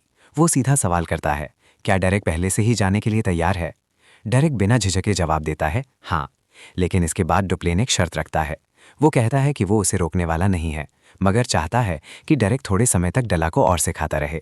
फिर वो आखिरकार वो ऑफर देता है जो किसी भी कॉमनर के लिए सपना होता है, 3 स्टार रैंक तक पहुंचने का मौका, जो आम लोगों के लिए हाईएस्ट लेवल माना जाता है। मीटिंग खत्म होने के बाद डेरेक को एस्टेट की लाइब्रेरी तक एक्सेस मिल जाती है और जब वो अंदर जाता है तो उसकी आंखें सचमुच चौंधिया जाती हैं। वहां उसे 3 स्टार स्पेल बुक मिलती है। आप विश्वास नहीं करेंगे, इस दुनिया में ऐसे अनगिनत लोग हैं जो अपनी पूरी जिंदगी सिर्फ एक 2 स्टार स्पेल बुक पाने के लिए बिता देते हैं, लेकिन यहाँ डेरेक को एक नहीं बल्कि कई 3 स्टार स्पेल बुक्स तक एक्सेस मिल जाती है। इसी पल डेरेक समझ जाता है कि अब उसके पास एस्टेट में थोड़े और समय तक रुकने का बहुत बड़ा कारण है। हालांकि उसे पूरा यकीन है कि अगर पेलिन को ये पता चला तो उसका दिमाग जरूर घूम जाएगा। कुछ समय बाद डेरेक की मुलाकात डेला से होती है। डेला आते ही गर्व से बताने लगती है कि वो अब 1 स्टार मैच बन चुकी है। डेरेक उसे शांत तरीके से याद दिलाता है कि उसने अभी तक सिर्फ एक बार 1 स्टार मैजिक इस्तेमाल किया है, लेकिन फिर भी टेक्निकली वो गिना जाएगा। डेला तुरंत चिढ़ जाती है और उससे पूछती है कि क्या उसे खुशी नहीं हो रही कि उसकी अप्रेंटिस ने प्रोग्रेस की है। लेकिन उस समय डेरेक का पूरा ध्यान उस किताब पर होता है जिसे वो पढ़ रहा है, इसलिए वो कोई संतोषजनक जवाब नहीं देता। आखिरकार डेला थोड़ा नाराज होकर पीछे हट जाती है। तभी डेरेक उसकी तारीफ करता है कि पिछले कुछ दिनों में उसने काफ़ी रिकवरी कर ली है। उसे याद आता है कि कुछ दिन पहले जब उसने अपनी रैक खो दी थी तब वो रो रोकर बुरी हालत में थी। डेला तुरंत टफ बनने की कोशिश करती है और कहती है कि वो रो नहीं रही थी, बस उसकी आंखों में धूल चली गई थी। साथ ही वो बताती है कि उसे लगा था डेरेक को नौकरी से निकाल दिया जाएगा और वो चाहती थी कि उसके पिता उसे पहले ही बता देते कि डेरेक कहीं नहीं जा रहा। तभी डेरेक सुझाव देता है कि आज का लेसन शुरू किया जाए, क्योंकि डेला तेजी से ग्रो कर रही है और अब उसे दूसरे 1 स्टार स्पेल्स भी सीखने चाहिए। डेला ये सुनकर तुरंत खुश हो जाती है, क्योंकि उसके हिसाब से इसका मतलब है कि डेरेक भी मान चुका है कि वो जीनियस है। डेरेक समझाता है कि मैजिक मैनिफेस्टेशन के तुरंत बाद 1 स्टार मैजिक इस्तेमाल कर पाना काफ़ी रेयर ग्रोथ है। डेला तुरंत इसका फ़ायदा उठाती है और गर्व से कहती है कि उसने पहले ही बताया था, वो वही इंसान है जो कहती है वो करके दिखाती है। फिर वो अलग अलग स्पेल्स के आइडिया देने लगती है, जैसे मैजिक एरो जिसे बिना चांट के भी कास्ट किया जा सकता है। लेकिन तभी डेरेक उसे रोक देता है और कहता है कि आज वे 1 स्टार स्पेल्स नहीं बल्कि मैजिक मैनिफेस्टेशन की प्रैक्टिस करेंगे। ये सुनकर डेला पूरी तरह शॉक हो जाती है, क्योंकि उसे लगा था कि आज नए स्पेल सीखने को मिलेंगे। डेरेक शांत होकर कहता है कि इसके पीछे कई कारण हैं, लेकिन आखिर में सबसे ज़रूरी चीज़ बेसिक्स ही होते हैं। जब वो और विस्तार से समझाने वाला होता है तभी डेला खुद ही मान जाती है, क्योंकि उसके अनुसार डेरेक जो भी कहता है वही सही होता है। फिर अचानक उसे महसूस होता है कि डेरेक उसे बहुत ध्यान से देख रहा है। वो मजाक में पूछती है कि क्या उसके चेहरे पर कुछ लगा है। डेरेक कहता है कि नहीं, वो बस इस बात से हैरान है कि वो इतनी आज्ञाकारी होकर उसकी बात मान रही है। डेला तुरंत एटीट्यूड में जवाब देती है कि उसने शुरू से ही उसकी बातों का रिस्पेक्ट किया है। लेकिन डेरेक उसे याद दिलाता है कि उसने 2 बार उस पर गंदा पानी फेंका था। ये सुनते ही डेला का चेहरा उतर जाता है। उसे हैरानी होती है कि डेरेक को अभी भी वो घटना याद है। माहौल भारी होने से पहले ही वो तुरंत मजाकिया अंदाज में बोलती है, चलो आज का लेसन शुरू करते हैं। इसके बाद ट्रेनिंग शाम तक चलती रहती है। डेला इतनी प्रैक्टिस से पूरी तरह एग्जॉस्टेड हो जाती है। ब्रेक के दौरान डेरेक बताता है कि उसने सुना है कि अब से वो बहुत ज़्यादा बिजी होने वाली है। डेला पुष्टि करती है कि अगले हफ्ते से उसे etiquette, general education, foreign languages, geography, history, botany, piano और सोइंग तक सीखना पड़ेगा। डेरेक को लगता है कि ये अच्छी बात है, क्योंकि अब वो 1 स्टार मैजिक सीख चुकी है और उसे एक असली नोबल एजुकेशन भी मिलने वाला है। लेकिन डेला बिल्कुल खुश नहीं है। उसे लगता है कि ये सब बहुत बोरिंग है। वो हैरान होकर पूछती है कि आखिर एलन इन सब चीज़ों को कैसे सहन कर पाती है। डेरेक भी ये सुनकर प्रभावित हो जाता है और बताता है कि यही वजह है कि एलन को डुप्लेन का फ्लावर कहा जाता है और वो एबेल्स्टीन की हाई सोसाइटी के सेंटर में रहती है। डेला साफ कह देती है कि उसे सिर्फ मैजिक पढ़ना है। डेरेक मुस्कुराकर कहता है कि ऐसा ही करो, क्योंकि डुप्लेन ने उसे हायर किया है, इसलिए उनके पास काफ़ी फ्रीडम है। लेकिन डेला को यकीन नहीं है कि उनके पास इतना समय होगा। जब डेरेक पूछता है कि कौन उसे बाहर निकालेगा, तब डेला गंभीर होकर बताती है कि उसके पिता ने भले ही उसे स्वीकार कर लिया हो, लेकिन उसकी माँ इतनी आसानी से मानने वाली नहीं है। डेरेक हैरान होकर पूछता है कि उसकी माँ उसे क्यों निकालना चाहेगी। डेला बताती है कि उसकी माँ को डर है कि अगर वो डेरेक से सीखेगी तो वो नोबल डिग्निटी से दूर हो जाएगी और किसी मर्सिनरी की तरह बन जाएगी। डेला मजाक में कहती है कि स्पैरिंग से तो नोबल डिग्निटी जैसी कोई चीज़ दिखती ही नहीं। डेरेक शांत होकर कहता है कि ये कोई बड़ी समस्या नहीं है, और ट्विस्ट ये है कि उसकी माँ को चुप कराने का तरीका बहुत आसान है, बस उसका बहाना ही खत्म करना होगा। उधर उसी समय डेला की माँ एस्टेट में टहल रही होती है और सोच रही होती है कि डेरेक उसकी बेटी पर बुरा असर डाल सकता है। उसके दिमाग में अजीब अजीब कल्पनाएं आने लगती हैं, जैसे डेला के गोल्डन दांत हों और वो जंगल में जंगली सुअरों का शिकार कर रही हो। सिर्फ ये सोचकर ही उसका सिर दर्द से फटने लगता है और वो सोचने लगती है कि आखिर डेरेक के पास ऐसा क्या है जो उसकी बेटी को इतना आकर्षित कर रहा है। डेला की माँ के मन में लगातार यही चल रहा होता है कि भले ही उसके पति ने डेरेक को स्वीकार कर लिया हो, लेकिन इस एस्टेट की असली मालकिन अभी भी वही है, इसलिए आखिरी फैसला वही करेगी। वो सोच ही रही होती है कि डेरेक को कैसे हटाया जाए, तभी अचानक डेला उसके सामने आ जाती है। डेला को देखते ही उसकी माँ को लगता है कि वो हमेशा की तरह दौड़कर उसके गले लग जाएगी, लेकिन ट्विस्ट ये है कि इस बार कुछ बिल्कुल अलग होता है। डेला एक सुंदर ड्रेस पहने हुई होती है और पूरी नोबल स्टाइल में अपनी माँ को ग्रीटिंग देती है। उसका व्यवहार इतना सभ्य और संतुलित होता है कि उसकी माँ एक पल के लिए बिल्कुल शॉक हो जाती है। डेला विनम्रता से बताती है कि जब वो अपनी इंजरीज का इलाज करवा रही थी तब वो एनेक्स से बाहर नहीं निकल पाई, इसलिए वो ठीक से उनसे मिल नहीं सकी। वो इसके लिए माफ़ी भी मांगती है। फिर वो कहती है कि उसके पास अपनी माँ से बात करने के लिए बहुत सारी बातें हैं, लेकिन आज सुबह उसे पियानो लेसन के लिए जाना है। उसकी माँ हैरानी से उसे देखती रह जाती है। उसे समझ ही नहीं आता कि उसकी बेटी अचानक इतनी मैच्योर और नोबल तरीके से कैसे बात करने लगी। कुछ ही पलों बाद डेला बताती है कि उसे अब जाना होगा क्योंकि उसका एजुकेशन शेड्यूल काफ़ी टाइट है। जाने से पहले उसकी माँ उससे पूछती है कि क्या उसने पहले से ही एटिकेट लेसन्स शुरू कर दिए हैं, जबकि वे तो अगले हफ्ते से शुरू होने वाले हैं। डेला मुस्कुराकर जवाब देती है कि बिल्कुल वैसा ही है जैसा उन्होंने कहा था। अब उसकी माँ और भी कंफ्यूज हो जाती है। अगर उसने अभी तक लेसन शुरू ही नहीं किए तो फिर उसे इतनी अच्छी एटिकेट कैसे आ गई।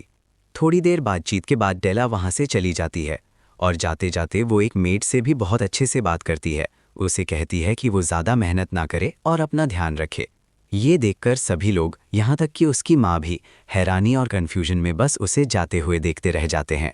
उन्हें समझ ही नहीं आता कि अचानक इस यंग लेडी को क्या हो गया है।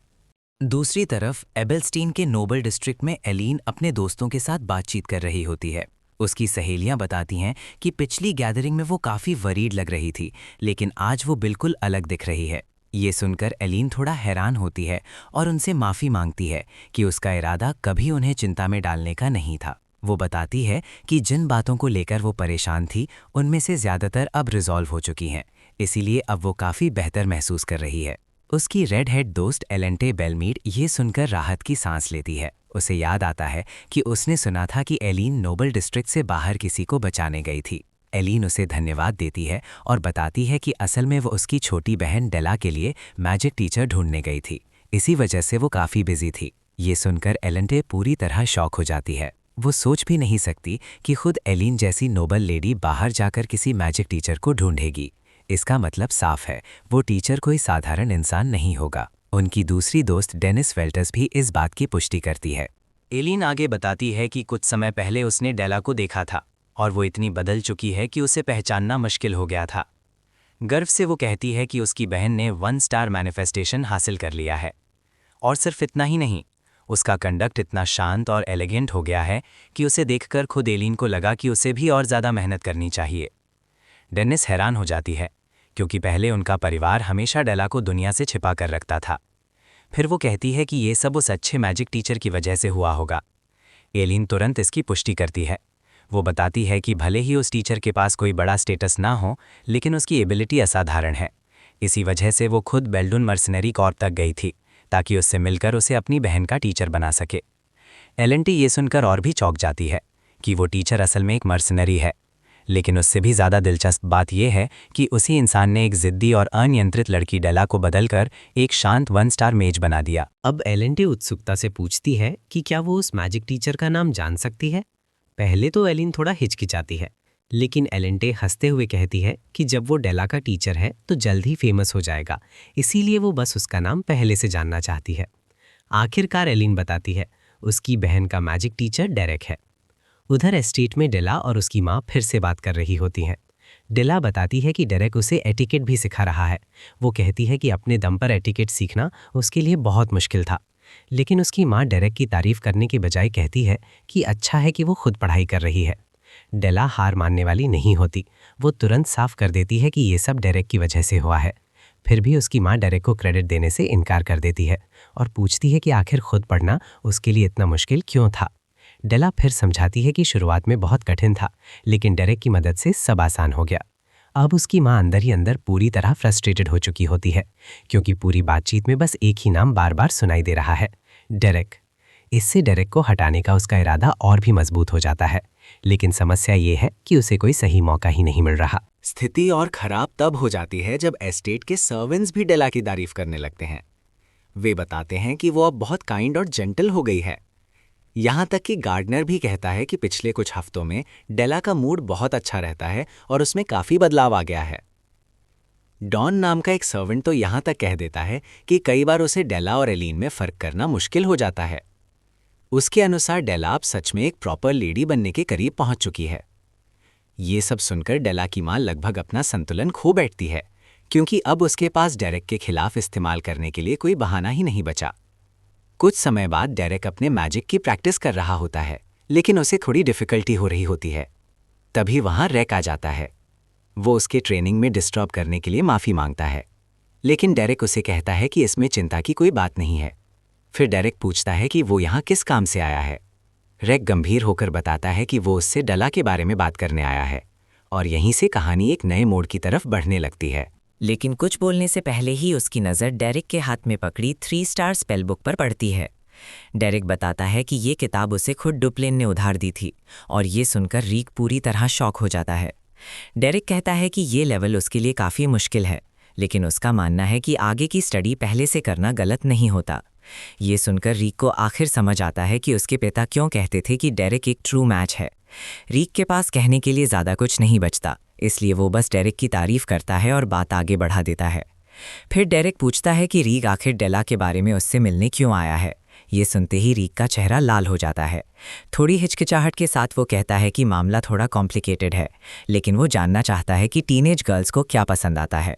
फिर वो पूछता है कि अगर वो डेला के लिए एक डॉल बनाए तो क्या उसे अच्छा लगेगा। ये सुनते ही डेरेक को तुरंत वलेरियन की बनाई वो डरावनी डॉल याद आ जाती है। बिना एक सेकंड गवाए वो साफ कह देता है कि डॉल बनाना बिल्कुल भी अच्छा आइडिया नहीं है। रीक भी मजबूरी में सहमत हो जाता है और कहता है कि वैसे भी उसे नहीं लगता कि वो चीज़ डेला को पसंद आएगी। फ्रस्ट्रेशन में सिर पकड़ते हुए रीक खड़ा हो जाता है और कहता है कि अब जब डेरेक की ट्रेनिंग खत्म हो चुकी है तो चलो अंदर वापस चलते हैं। अंदर जाते समय रीक डेरेक से कहता है कि वो उसका शुक्रगुजार है, क्योंकि हाल ही में घर का माहौल काफ़ी अच्छा हो गया है। वो बताता है कि वैलेरियन अब टेरिटरी मैनेज करने पर फोकस कर रहा है, और उनके पिता भले ही ज़्यादा दिखाते नहीं हैं, लेकिन अंदर से काफ़ी संतुष्ट लगते हैं।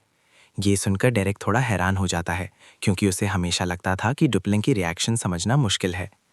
रीक फिर कहता है कि अब वो उस चीज़ को स्वीकार करने की कोशिश कर रहा है जिसे वो पहले मानना नहीं चाहता था, क्योंकि अब उसने अपनी आंखों से देखा है कि लोग सच में बदल सकते हैं। उसे समझ नहीं आता कि वो पहले ये बात नहीं समझ पाया या फिर जानबूझकर इसे इग्नोर करता रहा, लेकिन अब वो खुद भी बदलने के लिए तैयार है, क्योंकि डेला भी बदल चुकी है। सच्चे दिल से वो डेरेक का धन्यवाद करता है और कहता है कि ये सब उसी की वजह से हुआ है। फिर रीक बताता है कि उसने डेला की मैजिक में कुछ अलग नोटिस किया है। ये सुनकर डेरेक हैरान हो जाता है कि उसने ये फ़र्क पकड़ लिया। रीक कहता है कि उसे ऐसा लगा जैसे कोई चित्र बना रहा हो। ये सुनते ही डेरेक समझ जाता है कि रीक भी एक जीनियस है, बिल्कुल उन सभी लोगों की तरह जिनके अंदर ड्यूप्लेन ब्लडलाइन बहती है। डेरेक फिर खुलासा करता है कि डेला स्कूल ऑफ द वाइल्ड की माना ऑपरेशन टेक्निक इस्तेमाल करती है। रीक कहता है कि उसने इसके बारे में सुना है। डेरेक समझाता है कि हर इंसान का माना इस्तेमाल करने का तरीका अलग होता है, और उसका मानना है कि जब डेला एक खास लेवल तक पहुंच जाएगी तब वो खुद ही आगे की स्टडी करने लगेगी और उसे किसी की ज़रूरत नहीं पड़ेगी। वो यहाँ तक कह देता है कि उस लेवल पर अगर वो बीच में दखल देगा तो शायद वो खुद ही उसके लिए रुकावट बन जाएगा। रीक कुछ देर सोचने के बाद कहता है कि वो उसकी बात समझता है, लेकिन उसे यकीन है कि डेला का शाइन करने का समय ज़रूर आएगा। ट्विस्ट ये है कि इसके 2 महीने बाद डेला पूरी तरह बदल चुकी दिखाई देती है। वो एक मेड से अपने बाल बनवा रही होती है और उनमें सुंदर फूल सजाने की तैयारी कर रही होती है। एक फूल को सूंघते हुए वो मुस्कुराकर कहती है कि इसकी खुशबू कितनी अच्छी है। अब वो आराम से 1 स्टार मैजिक इस्तेमाल कर सकती है और घर के सर्वेंट्स के साथ भी काफ़ी करीब हो गई है। वो मानती है कि उसने ज़िंदगी की बहुत सारी चीज़ें मिस कर दी थीं और ये सब डेरेक की वजह से बदल पाया है। मेड नोटिस करती है कि उस दिन डेला असाधारण रूप से खुश लग रही है। वो मजाक में पूछती है कि क्या वो अपनी मैजिक क्लास को लेकर इतनी एक्साइटेड है। डेला हैरान हो जाती है कि उसकी खुशी उसके चेहरे पर इतनी साफ दिख रही है। वो मेड से कहती है कि बचे हुए फूलों में से एक फूल उसे दे दे ताकि वो उसे डेरेक को गिफ्ट कर सके। लेकिन आयरॉनिकली उसी दिन उसकी खुशी टूट जाती है जब डेरेक उसे बताता है कि वो अब यहाँ से जा रहा है क्योंकि अब उसके पास उसे सिखाने के लिए कुछ बचा नहीं है। ये सुनते ही डेला के हाथ से फूल नीचे गिर जाता है। डेरेक शांत आवाज में समझाता है कि यही मौसमों का नियम है। जैसे हमेशा सर्दी नहीं रहती और हमेशा बसंत भी नहीं रहता, वैसे ही हर चीज़ का एक समय होता है। बाद में डेरेक डुप्लिन से मिलने जाता है और सारी बात समझाता है। वो कहता है कि डेला स्कूल ऑफ द वाइल्ड से जुड़ी है, जो कि शायद डुप्लिन पहले से जानते ही होंगे। वो ये भी कहता है कि अगर वो उसके साथ जुड़ा रहा तो वो अनजाने में उसकी उड़ान को रोक देगा। मतलब साफ है, अब उसके यहाँ रहने की कोई वजह नहीं बची। डुप्लिन खिड़की के पास जाकर गहरी सांस लेते हैं और कहते हैं कि बहुत सी चीज़ें बदल चुकी हैं। वो स्वीकार करते हैं कि डेरेक की वजह से उनकी बेटी आखिरकार आगे बढ़ पाई। वो मानते हैं कि वो अच्छे पिता नहीं बन पाए क्योंकि वो हमेशा टेरिटरी के काम में व्यस्त रहे, लेकिन अब उन्हें राहत महसूस होती है। फिर वो पूछते हैं कि डेरेक कब जाने वाला है। डेरेक बताता है कि अलाइन जल्द ही मेंशन आने वाली है और वो उसके साथ एबलस्टाइन वापस जाने का प्लान बना रहा है। जब डेरेक ऑफिस से बाहर निकलता है तो सामने डेला खड़ी मिलती है, जो उसके जाने से बेहद नाराज है। वो उससे पूछती है कि क्या वो सच में रुक नहीं सकता। डेरेक कुछ पल चुप रहता है, फिर कहता है कि वो एक मर्सनरी है और अब उसे अपनी पुरानी जिंदगी में लौटना होगा। वो खुद भी मैजिक की स्टडी करने जा रहा है और जब डेला ज़्यादा ताकतवर हो जाएगी तब वो एबलस्टाइन में अपने डेब्यू के लिए आएगी। उस दिन वे फिर मिलेंगे।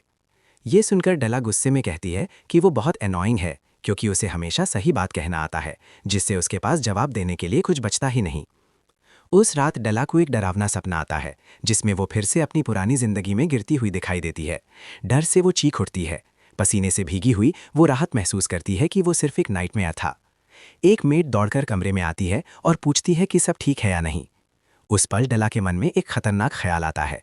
वो सोचती है कि अगर वो मेड को नुकसान पहुंचा दे जैसे वो पहले करती थी तो शायद इस वजह से डेरेक को यहाँ रुकना पड़े। लेकिन अगले ही पल वो खुद को रोक लेती है। वो समझ जाती है कि पुराने रास्ते पर लौटना उसे फिर से वही कमज़ोर इंसान बना देगा। इसीलिए वो शांत होकर कहती है कि सब ठीक है। आखिरकार वो दिन आ जाता है जब डेरेक को एस्टेट छोड़ना होता है। एलाइन कैरेज तैयार कर चुकी होती है। डेरेक मुड़कर देखता है और हैरान रह जाता है क्योंकि डेला और उसके दोनों भाई उसे विदा करने के लिए वहां खड़े हैं। वैलेरियन पूछता है कि क्या उसे सच में जाना ही होगा। डेरेक मुस्कुराकर कहता है कि उसे वहीं लौटना होगा जहां से वो आया था। फिर वो डेला की ओर देखता है जो उससे बात करने के लिए तैयार नहीं लगती। लेकिन जब वो लगातार उसे देखता रहता है तो आखिरकार डेला चिढ़कर बोलती है कि क्या वो सोचता है कि वो उससे रुकने की भीख मांगेगी क्योंकि वो अब बच्ची नहीं रही। डेरेक मुस्कुराते हुए कहता है कि उसे सिखाने का मौका मिला, ये उसके लिए सम्मान की बात है, लेकिन वो खुद को गर्व से उसका टीचर कहने की हिम्मत नहीं कर सकता। ये सुनकर डेला तुरंत उसे रोकती है और कहती है कि वो पूरे गर्व के साथ सबको बताएगी कि डेरेक उसका टीचर है और इसका मतलब ये है कि अब वो कभी भी शांति से नहीं रह पाएगा क्योंकि वो महान डेला डुप्लेन का टीचर है। डेला जब देखती है कि अब माहौल थोड़ा शांत हो चुका है तो वो मुड़कर डेरेक से कहती है कि वो अपना ख्याल रखे और बेवजह किसी खतरनाक चीज़ में खुद को ना डाले। डेरेक उसे भरोसा दिलाता है कि वो बिल्कुल ठीक रहेगा और साथ ही उसे भी चेतावनी देता है कि वो खुद को ज़्यादा थकाए नहीं। ये सुनकर डेला तुरंत जवाब देती है कि वो अब बच्ची नहीं रही, वो एक अडल्ट है और अपना ख्याल खुद रख सकती है। डेला की ये बात सुनकर डेरेक को अचानक काट्या की याद आ जाती है। कभी उसने भी उससे बिल्कुल यही बात कही थी, लेकिन फ़र्क ये था कि उस समय काट्या ने उसे कसकर पकड़ लिया था और उससे कहा था कि वो उसकी बात दिल से माने। अब वही सिचुएशन डेरेक के सामने खड़ी थी। वो धीरे से डेला के पास जाता है और उसके सिर पर हाथ फेरते हुए कहता है कि उसे इतनी जल्दी बड़ा बनने की ज़रूरत नहीं है। डेरेक के ये शब्द डेला के दिल में इतनी गहराई से लगते हैं कि उसकी आंखों से आंसू निकल पड़ते हैं। जैसे ही डेरेक जाने लगता है, डेला उसे फिर से आवाज़ देती है ताकि वो उसे ठीक से अलविदा कह सके। वो चाहती है कि भविष्य में वे फिर से मिले। डेरेक सम्मान से झुककर कहता है कि वो भी चाहता है कि अगली बार उनकी मुलाकात एबलस्टाइन में हो। कुछ समय बाद डेरेक ईलस्टाइन के कमर्शियल डिस्ट्रिक्ट में पहुंचता है। जैसे ही वो एक टैवर्न में घुसता है, वहाँ का माहौल बिल्कुल वैसा ही होता है जैसा एक मर्सनरी के अड्डे में होता है। उसी समय पाइन किसी आदमी को बुरी तरह पीट रही होती है, लेकिन जैसे ही वो डेरेक को देखती है तुरंत रुक जाती है। डेरेक मुस्कुराते हुए कहता है कि वो आखिरकार अपने घर वापस आ गया है। डेरेक के बैठने के बाद जीडन उसे एक महंगी वाइन देता है जो आमतौर पर सिर्फ नोबल लोग पीते हैं। वो कहता है कि ये उसकी वापसी का वेलकम गिफ्ट है। डेरेक उसका धन्यवाद करता है। वहीं दूसरी तरफ पेलिन उसे गौर से देखते हुए पूछती है कि क्या वो हमेशा से इतना पीला दिखता था या फिर डुप्लेन के एस्टेट में रहने के बाद उसकी हालत और ख़राब हो गई है। वो जानना चाहती है कि वहाँ आखिर हुआ क्या था, लेकिन डेरेक बस इतना कहता है कि कुछ खास नहीं हुआ, वो बस वहाँ काम कर रहा था। पेलिन मजाक उड़ाते हुए कहती है कि अब तो वो बिल्कुल किसी नोबल की तरह बात करने लगा है। तभी जेडन बीच में कूद पड़ता है और पाइन को शांत रहने को कहता है, साथ ही उसे ड्रिंक देकर रिश्वत देने की कोशिश करता है। पेलिन गुस्से में कहती है कि जब डेरेक यहाँ नहीं था तब उसे अकेले ही सारा काम करना पड़ा, इसीलिए वो चिढ़ी हुई है। जेडन फिर मजाक में पूछता है कि डुप्लेन के यहाँ काम करके वो ज़रूर ढेर सारा पैसा लेकर आया होगा, लेकिन डेरेक जवाब देता है कि उसे पैसे से भी ज़्यादा कीमती चीज़ मिली है। ये कहते हुए वो उन्हें वो स्पेल बुक दिखाता है जो उसे मिली थी। दोनों पहले सोचते हैं कि ये शायद 2 स्टार स्पेल बुक होगी, लेकिन जब डेरेक बताता है कि ये असल में 3 स्टार स्पेल बुक है तो दोनों की आंखें फटी रह जाती हैं। वे तुरंत चिल्लाने लगते हैं और पूछते हैं कि उसने इसे आखिर कहाँ से चुराया है। वे चेतावनी देते हैं कि अगर पकड़ा गया तो उसकी ज़िंदगी खत्म हो जाएगी। तब डेरेक शांत होकर साफ करता है कि ये किताब उसे खुद डुप्लेन ने दी है। ये सुनकर पेलिन पूरी तरह हैरान रह जाती है और तुरंत डेरेक को पकड़कर पूछती है कि क्या उस एस्टेट में आर्चरी इंस्ट्रक्टर की भी ज़रूरत है। थोड़ी देर बाद जब सारा हंगामा खत्म हो जाता है और पेलिन हमेशा की तरह सो जाती है, तब डेरेक जेडन से पूछता है कि क्या कोई काम उपलब्ध है। जेडन हैरान हो जाता है कि वो अभी अभी लौटा है और तुरंत काम भी मांग रहा है, लेकिन डेरेक कहता है कि वो काम के लिए तैयार है, चाहे वो साधारण मॉन्स्टर सब्जुगेशन ही क्यों ना हो। वो ये भी स्वीकार करता है कि शायद उसका कौशल थोड़ा कमज़ोर हो गया हो, लेकिन जेडन इस बात को नहीं मानता। उसके अनुसार डेरेक ऐसा इंसान नहीं है जो अपनी धार खो दे। वो बताता है कि उनके काम में हमेशा मेजेस की कमी रहती है, इसलिए अगर डेरेक काम करना चाहता है तो काम की कमी नहीं है। अगले ही दिन डेरेक और पेलिन मॉन्स्टर टेरिटरी में जाते हैं। दोनों की टीम वर्क इतनी शानदार होती है कि वे पीठ से पीठ लगाकर खड़े होते हैं और किसी भी मॉन्स्टर को कोई मौका नहीं देते। वे अलग अलग इलाकों में घूमते हुए कई मॉन्स्टर्स को फिनिश करते जाते हैं। रात के समय डेरेक 3 स्टार लेवल की मैजिक को ब्रेक करने की कोशिश करता है, लेकिन ये अभी भी उसके लिए बेहद मुश्किल साबित होता है। असफलता के बावजूद वो एक बड़ा एक्सप्लोजन क्रिएट कर देता है जो लगभग उसके हाथों को ही डैमेज कर देता है। उसे समझ आता है कि उसने 2 स्टार स्पेल्स पर तो अच्छी पकड़ बना ली है, लेकिन 3 स्टार तक पहुंचने की दीवार अभी बहुत ऊंची है। गर्मियों से लेकर कठोर सर्दियों तक डेरेक और पेलिन लगातार सब्जुगेशन मिशन करते रहते हैं। जब वे आखिरकार टैवर्न लौटते हैं तो जेडन उनकी ताकत की तारीफ करता है। वो कहता है कि जवान होना अच्छा होता है, क्योंकि इतनी कड़ी ठंड में केंट माउंटेन्स के बीच आना जाना हर किसी के बस की बात नहीं है। वो तो ये भी कहता है कि शायद वही 2 पागल लोग हैं जो इतनी सर्दी में भी एक हार्पी का सिर लेकर लौटे हैं। पेलिन गहरी सांस लेकर कहती है कि अब उसे सच में महसूस हो रहा है कि जिंदा होना कैसा लगता है। जेडन सुझाव देता है कि अगले दिन वे आराम करें, क्योंकि उन्होंने बहुत मेहनत की है। फिर जेडन डेरेक को बताता है कि एक नया रिक्वेस्ट आया है जो शायद उसे पसंद आए। ये एक महंगा लेकिन आसान काम है। ये रिक्वेस्ट वेस्ट स्ट्रीट के रॉयल मर्सनरी कॉर्प्स से आई थी और भेजने वाला था काउंट पेलमेड। असल में उन्हें एक कॉमनर चाहिए था जो मैजिक स्पैरिंग में मदद करे। सरल शब्दों में कहें तो उन्हें एक ऐसा व्यक्ति चाहिए था जो बस कुछ मैजिक अटैक सह सके, यानी एक तरह का पंचिंग बैग। अगले दिन डेरेक नोबल्स डिस्ट्रिक्ट के मैजिक स्पैरिंग अरीना में पहुंच जाता है। उधर दूसरी जगह आइलेंटे अपनी टीचर से पूछ रही होती है कि उसका स्पैरिंग पार्टनर कौन होगा। टीचर बताता है कि उन्होंने पहले ही एक कॉमनर को अरेंज कर दिया है। ये सुनकर एलेंटे थोड़ा असहज हो जाती है। उसे अच्छा नहीं लगता कि उसे कॉमनर को हराने के लिए कहा जा रहा है, लेकिन उसका टीचर कहता है कि ये उसकी ट्रेनिंग का हिस्सा है। वो उसे आश्वासन देता है कि उस कॉमनर को अच्छी पेमेंट मिलेगी, इसलिए वो बिना झिझक पूरी ताकत से हमला कर सकती है। फिर भी एलेंटे संतुष्ट नहीं होती। वो याद दिलाती है कि वो लगभग 2 स्टार मैच बन चुकी है और 1 स्टार और 2 स्टार के बीच का फर्क आसमान और ज़मीन जितना बड़ा होता है। कुछ देर बाद उसकी मुलाकात डेरेक से होती है, जो उसका स्पैरिंग पार्टनर बनने वाला है। डेरेक अपना परिचय देता है और जैसे ही एलेंटे उसका नाम सुनती है, उसे लगता है कि उसने ये नाम पहले कहीं सुना है। दोनों अरीना में पहुंचते हैं। अंदर जाते ही एलेंटे पूछती है कि क्या उसे मैजिक स्पैरिंग की बेसिक एटिकेट पता है। डेरेक हाँ में जवाब देता है। ये सुनकर वो कहती है कि वो जितना हो सके उतना रेजिस्ट करे। वो कोशिश करेगी कि फाइट जल्दी खत्म हो जाए, लेकिन उसे डर भी है कि कहीं वो ज़्यादा ताकत इस्तेमाल कर बैठी तो डेरेक को गंभीर नुकसान हो सकता है। डेरेक शांत होकर पूछता है कि आखिर उसे कितना रेजिस्ट करना चाहिए। ये सवाल सुनकर एलेंटे को थोड़ा गुस्सा आता है, क्योंकि उसे ये सवाल बेवकूफ़ी भरा लगता है। लेकिन डेरिक समझाता है कि उसे ये जानना जरूरी है ताकि वो उसकी ट्रेनिंग में सच में मदद कर सके। अलेंटे हल्का सा मुस्कुराती है और कहती है कि उसकी बात करने का तरीका काफी अजीब है। फिर वो उसे कहती है कि वो अपनी पूरी ताकत से रेजिस्ट करे। ये सुनते ही डेरिक की आंखों में एक अलग ही फोकस आ जाता है और वो शांत आवाज में जवाब देता है कि वो बिल्कुल वैसा ही करेगा जैसा उसने कहा है। Support us by becoming a member. Get early access, priority replies and shout out.